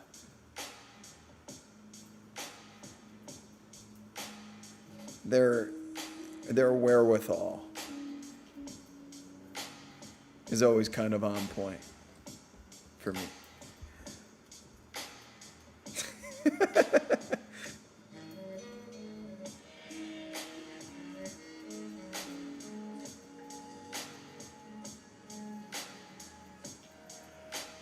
Vito says, Wob, I live down the shore. What bars did you go to around there? I lived across the street from Leggett's in the Osprey in Manasquan. I would go to Bar A, DJ's, Tiki Bar. That's in Point Pleasant, though, right? What's God's Basement? Why am I drawing a blank? A Parker House. Redheads keep you in check. That's what I was looking for. That I will agree with. They're really good at policing. What is happening? You did this to yourself by entering the chat. Why are you guys saying K? What is happening? What does that mean?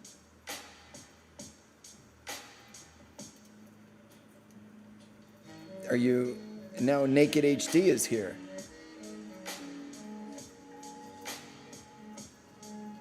Bonk K. Is that bonk? You said K to Catherine. Okay.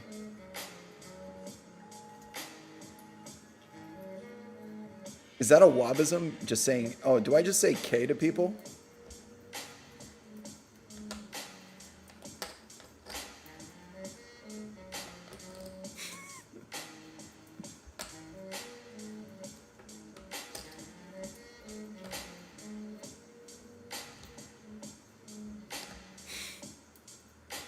This chat's on it tonight.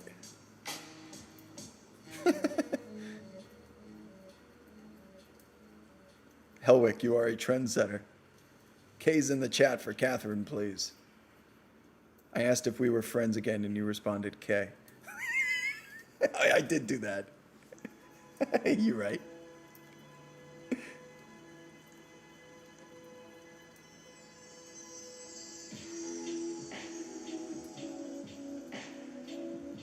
Well, I respond to people with K. That's my way of ending the conversation.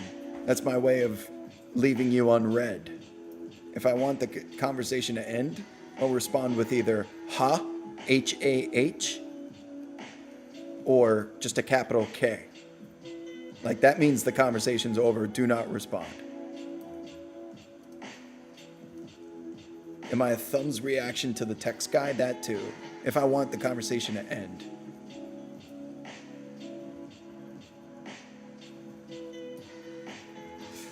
Wow, Ranger, you were quick with that one. Do I multi-text or do paragraphs? I hate multi-texters. Always paragraphs. I don't want my phone buzzing because you can only type, your attention span is only one word per fucking text. No, not ha. Not like this. Like this. Ha. That's the rudest way to respond. No, that's not like a true boomer. It's just civilized.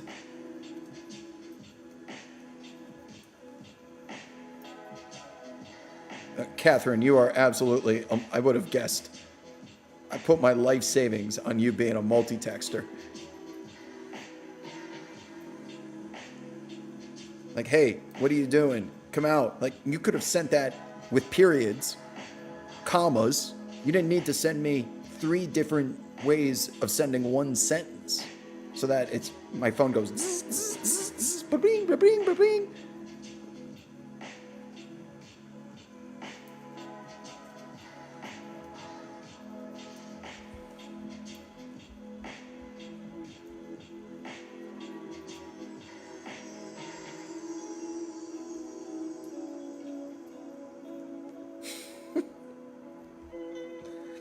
Multi-text reads more like how I talk.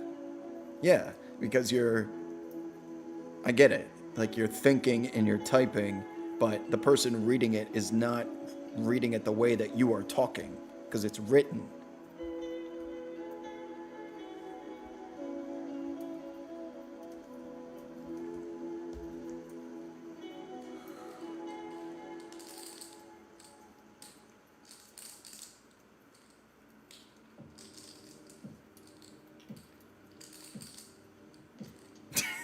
I'm not getting ratioed.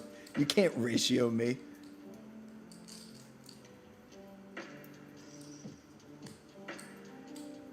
It's not an essay. It's a standard paragraph of a text. You guys are so wrong on this one. You guys have been wrong a couple of times. Like the pogs. You were wrong on the pogs and you're wrong on this one.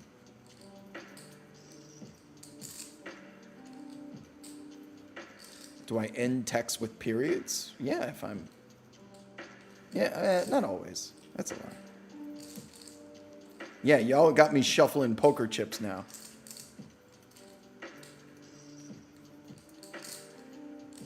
You got me tilted. Whenever I get tilted, I start shuffling poker chips. It's like a stress ball.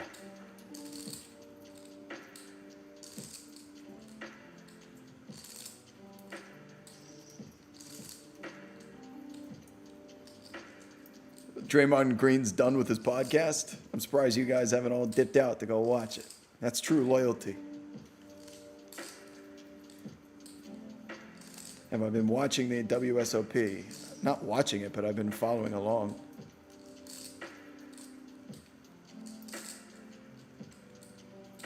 Wob, I'm Gen X and you sound like a boomer. Well, you sound like a zoomer. Catherine says if I wake up to a paragraph, I'm not reading it. Good to know. I'll be sure to respond in all paragraphs from this point forward.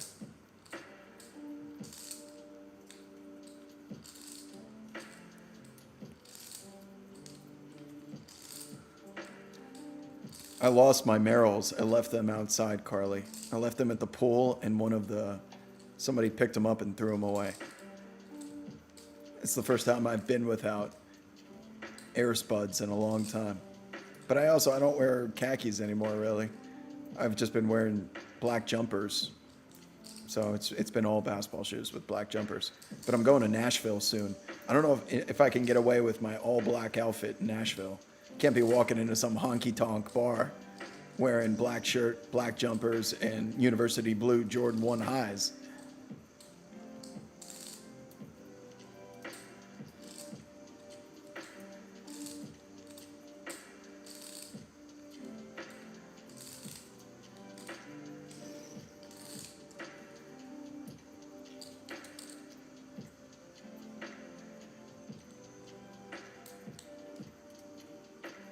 It's been almost 3.5 hours.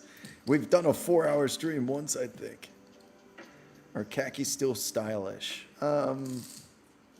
Depends. Are you playing golf? Like at the country club, they are.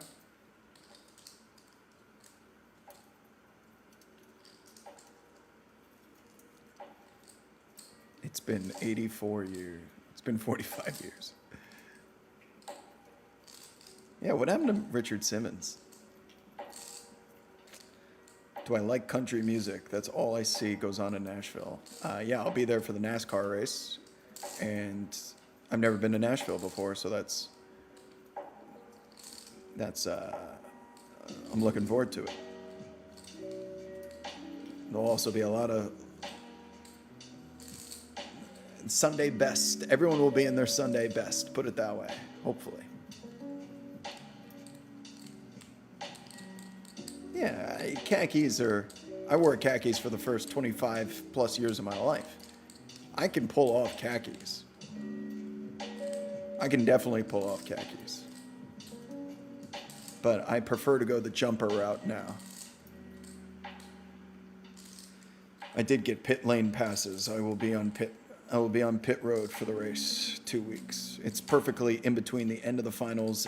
I'm sorry, the draft and summer league. So it's that one weekend that I get off. Favorite NASCAR driver? It's usually the ones I bet on. Kyle Larson is such a good wheelman. He's had his problems off the track though, so it's tough to be a fan of. I'm a fan of Kyle Larson, the wheelman.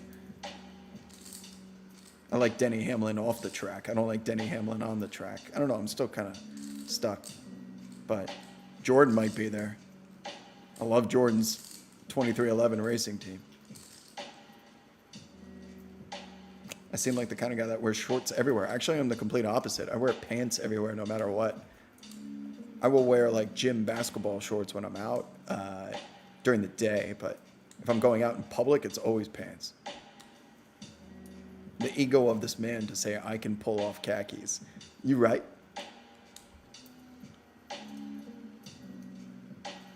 Oh, sorry, not jumpers. I meant joggers, not jumpers. Did I call them jumpers? That's a Wabbism. Lando Norris today said F1 is more of a spectacle than NASCAR and Indy today on Levitard. Is that a good thing or a bad thing? I don't get it.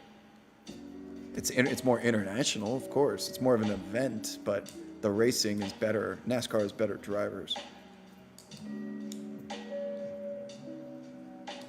What would have to happen for us to get a Darth Kermit Wob appearance? What do you mean? Catherine says khakis are not it, so I will be sure to wear khakis if Catherine and I ever cross paths.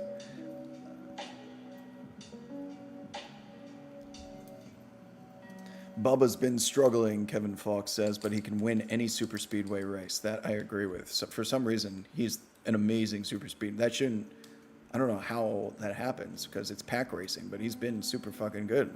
He's terrible at intermediate racing, and that's going to be the reason why he can't advance in the playoffs. But super speedways, that dude just continues to be the way that Dale Earnhardt Jr. was. He always found a way to the front. But Bubba's been a lot better. Bubba used to be like in the 30s. He's consistently a top 20, but he'll never finish at the top on intermediate tracks. He was taking some shots at NASCAR a little bit. Spare me. Nobody cares. Nobody cares when you're on top. NASCAR's on top. Everyone acts tough when they're up.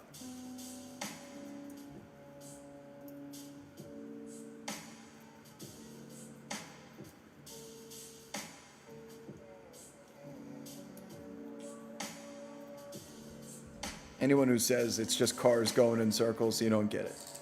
Intermediate tracks might be cars in circles, but even then, there's a lot more strategy involved. Like this weekend, for example, the race is at Sonoma. That's a road course.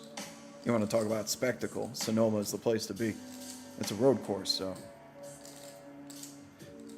I'm still live. It's late as hell, according to Zach Ruggiero. Welcome to the show, my friend. Sonoma is lit. Sonoma is one of the best races of the year. The blinding sun, because it's going to be during sunset. These drivers are going to be blinded doing 100 miles an hour.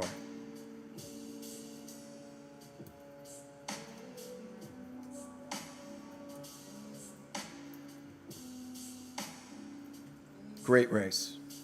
In Nashville's already a fun time on weekends, but when NASCAR's there, I'm going to be drunk as piss. Oh, hell. I'm going to have myself a couple dirty waters. I'll be drinking some sweet tea. It is a beautiful weekend down here in the bayous. I'm going to have to whip out that little southern accent that I developed down there in North Carolina a little bit. A little combination of the banjo. I'm going to have to extend my Y's and my A's a little bit, just so it don't sound like no damn New Yorker. I'm not country. I know I'm not country. I sound like I'm fucking from LaGuardia, but I can kick it. I can spin it a little bit. I don't mind if it's a nice day outside. Don't do that.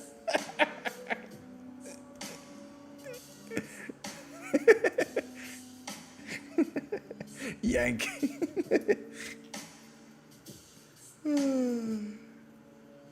Who's going to win the race this weekend? I'll make the favorites are probably Kyle Larson, Kyle Busch, Chase Elliott, Truex, Allmendinger. Do an entire show in that voice. Well, goddamn, I might just have to. I'll be down there in Nashville. I ain't even be talking to a nice little sweetheart there in a cowboy hat. Whoop. Somebody called me Brian Kelly. I would never dare do that in public like Brian Kelly did. Oh my God, that was terrible.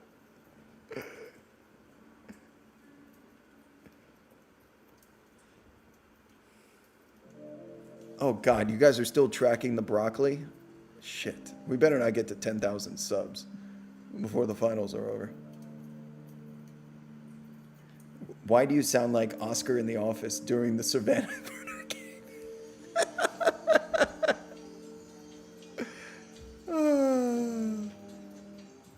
Rent a party pedal bike for yourself and live stream it. Can you do your best impression of that caller who was, no, I don't want to, I'd rather ruin Southern accents than ruin that guy with the monocle. I'm here with my family. Is that what Brian Kelly said?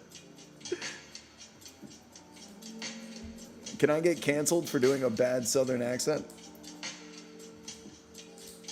How have I not been canceled already? Maybe people just stopped caring.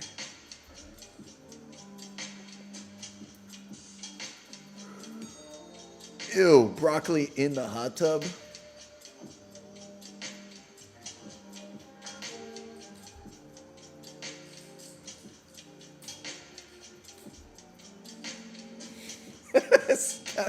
Catherine, I am actively trying to cancel.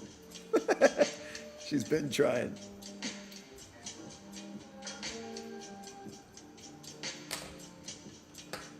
Yeah, Kevin, I'm not doing no damn broccoli hot tub. I was hoping they forgot that if this channel got to 10,000 subs, I would eat a piece of broccoli. Do I still have to do that? It doesn't count if it goes to next season, though. That was a this season bet. You got to get it to 10,000 subs this season. Otherwise, we'll reevaluate.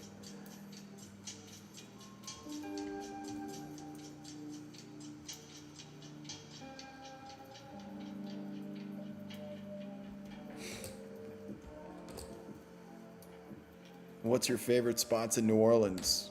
Lucy's, corner of Chapatoulas and near Poydras. Yeah, near Poitras. Lucy's, great spot. Giacomo's to eat. Cooter Brown's for sports. Piano Bar. Red Eye for late night.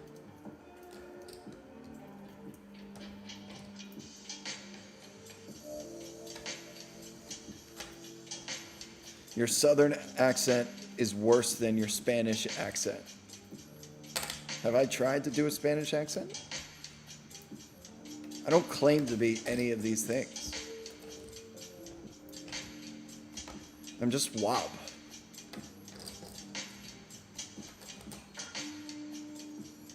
No, no burners. Don't use your burners to sub.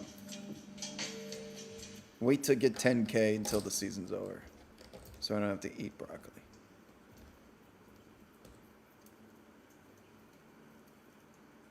Draymond pod just came out. So I have been live that everyone's post-game shows and even Draymond's pod has been posted and listened to first. No, Ranger. I don't speak Telemundo. No. I can comprehend Telemundo. I can tell you everything that Telemundo is saying. I just can't speak it that quickly. But maybe I said in the moment that night that I can speak Telemundo. That sounds funnier. Raheem says, it sounded like Brian Kelly mixed with Forrest Gump. Rob, you barely speak English. These are true. This is true. I can't even put words together in English.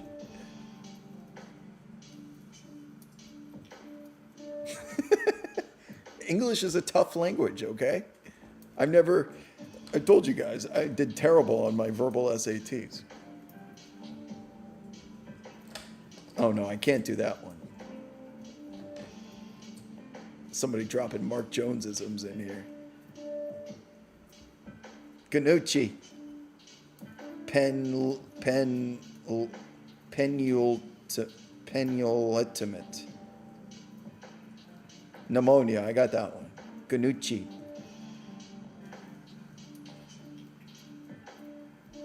Meghan Markle did not stand me up.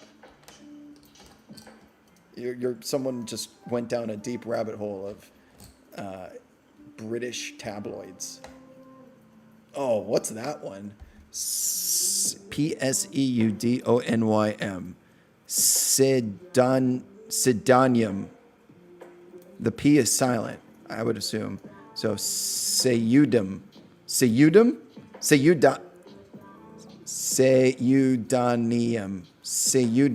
Oh, that's a tough one. How the fuck do you say that? Not even fucking close. Perfect. Nailed it. Pseudonym. Pseudonym. It's like soda and nim. Pseudonym. Is that it? Pneumonia Bielitsa. Perfect. No notes.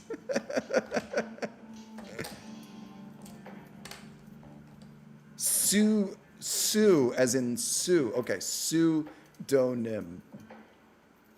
Thank you, Chase. The only one that could spell it phonetically correct. What did I say it was? I would have never fucking gotten that one right. I speak Wob.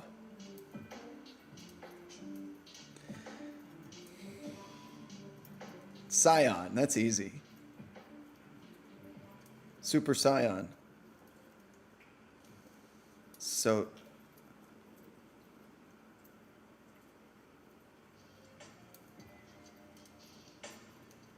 Akai Bowl's old. Said Anyem was your attempt.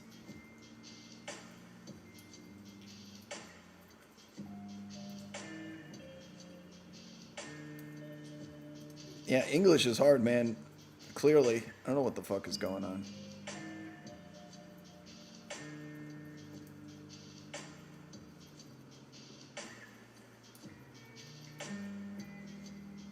I could say gabagool.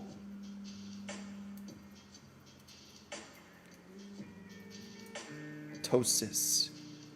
Ptosis. This is like, you know what this is like? It's a spelling bee. It's a wob spelling bee, but for pronunciations.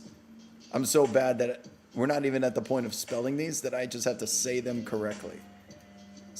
That is ptosis. It's not ptosis. It's probably ptosis.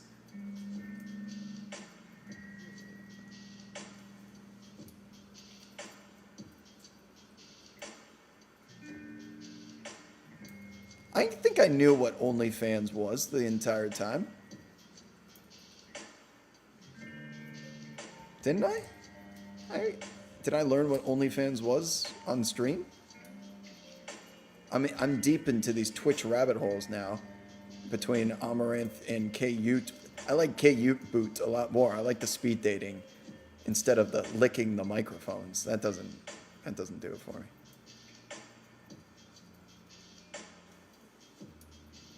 Say Canadal. Canadal? The K silent. Nadal. Nadal.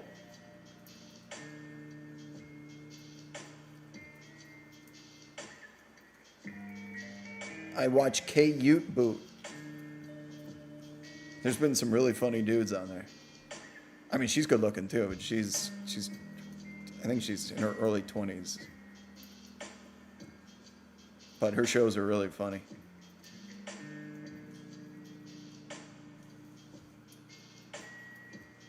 Bob, don't let someone get you in trouble with these words. Oh, good point. Someone could cancel me because I'm Ron Burgundying it up right now.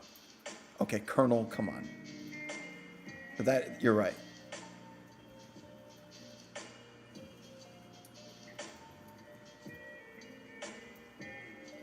I have lost $10,000 in savings since you introduced me to Amaranth.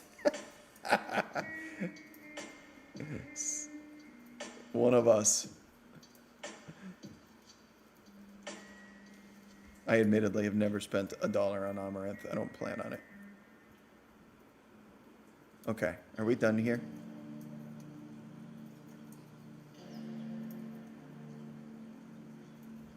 Should we hit the closing ceremonies? I think it's about that time. Now that we're talking, once we get to the Amaranth portion of our programming, I think it's time to call it a night. Let our East Coasters hit the hay.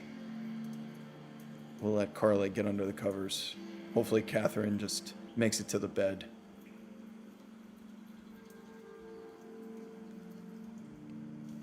Time, Ranger.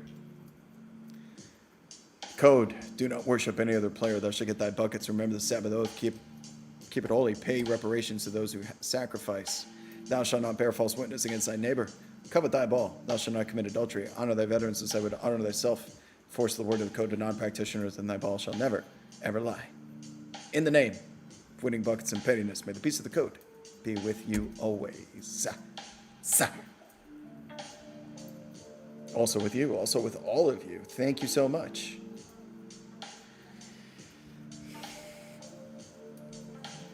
That's how you know you're a locust. It's not amen, it's also with you. Also with all of you. Let's say something nice about Royce O'Neal, shall we?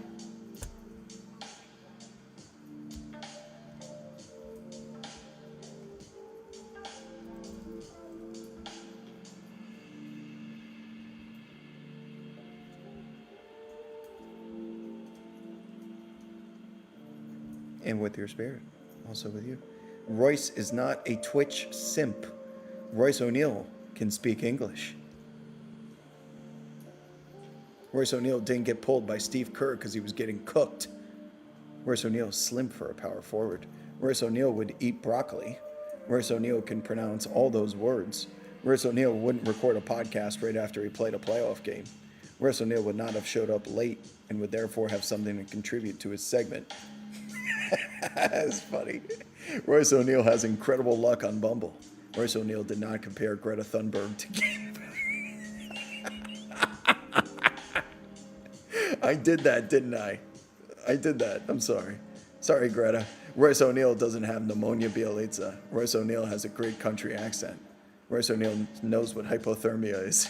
Royce O'Neal is not a Nick. Hey, Royce O'Neal understands and talks Telemundo. Thank you all for your kind words. You've turned Say Something Nice About Royce O'Neal into strays at Worldwide Wob. I'm not going to stand for this. Stat of the night.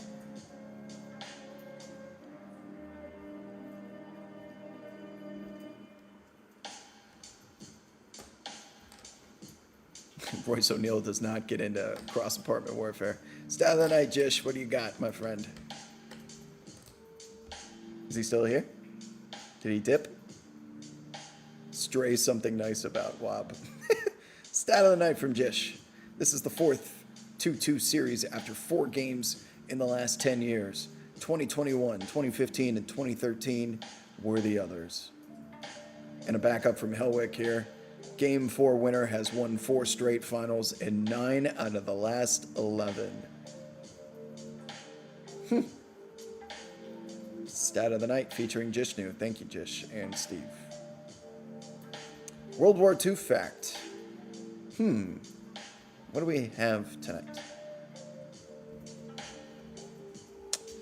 Your World War II fact is George H.W. Bush was almost eaten by cannibals. That's correct. I'll repeat myself. George H.W. Bush was almost eaten by cannibals during World War II. The future president of the United States narrowly avoided a diabolical fate when his plane was shot down during a bombing raid against Japan. He was picked up by the Allies, but all the other men on the same raid were captured by Japanese officers who proceeded to torture, execute, cook, and then eat them in one of the grisliest war crimes of the whole conflict. Wow. War sucks. On that note,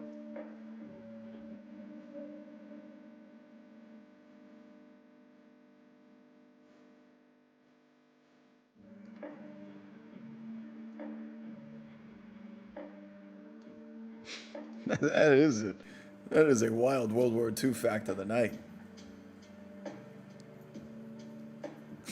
I'm suddenly not hungry anymore. I was ready for some gabagool. I didn't want to sleep anyway. Who's got a last word for us? I think it's pretty obvious. Last word. Thank you, Ranger. It's my own. Repurposed. I reserve the right to be petty. I reserve the right to be petty. I'm thinking of that video. The sound of healing. The sound of healing. I can hear the sound of healing. I reserve the right to be petty. On that note, shout out to Greta Thunberg. Shout out to Sue Diem. Shout out to everyone under the covers. K. Shout out to Bonks. Shout out to Kayute Boot.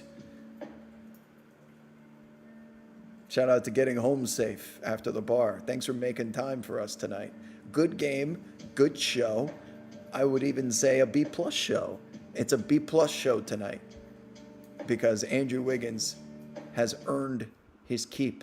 He has earned the right to never be called Andrew B- Wiggins, Maple B- Jordan ever again. Fun show. Good Friday night episode. Great game of basketball. We get the whole weekend off. I'm going to be drunk as piss tomorrow. I'll have some of that sweet tea. Me and Brian Kelly be down there in Nashville in a couple weeks. Come say hello. All right. I'm leaving before I get canceled. Bye-bye. And look who's joining us. It's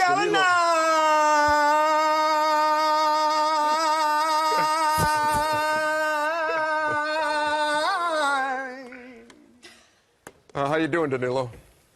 I'm very good after this song. Very good. That's Weber doing, you know.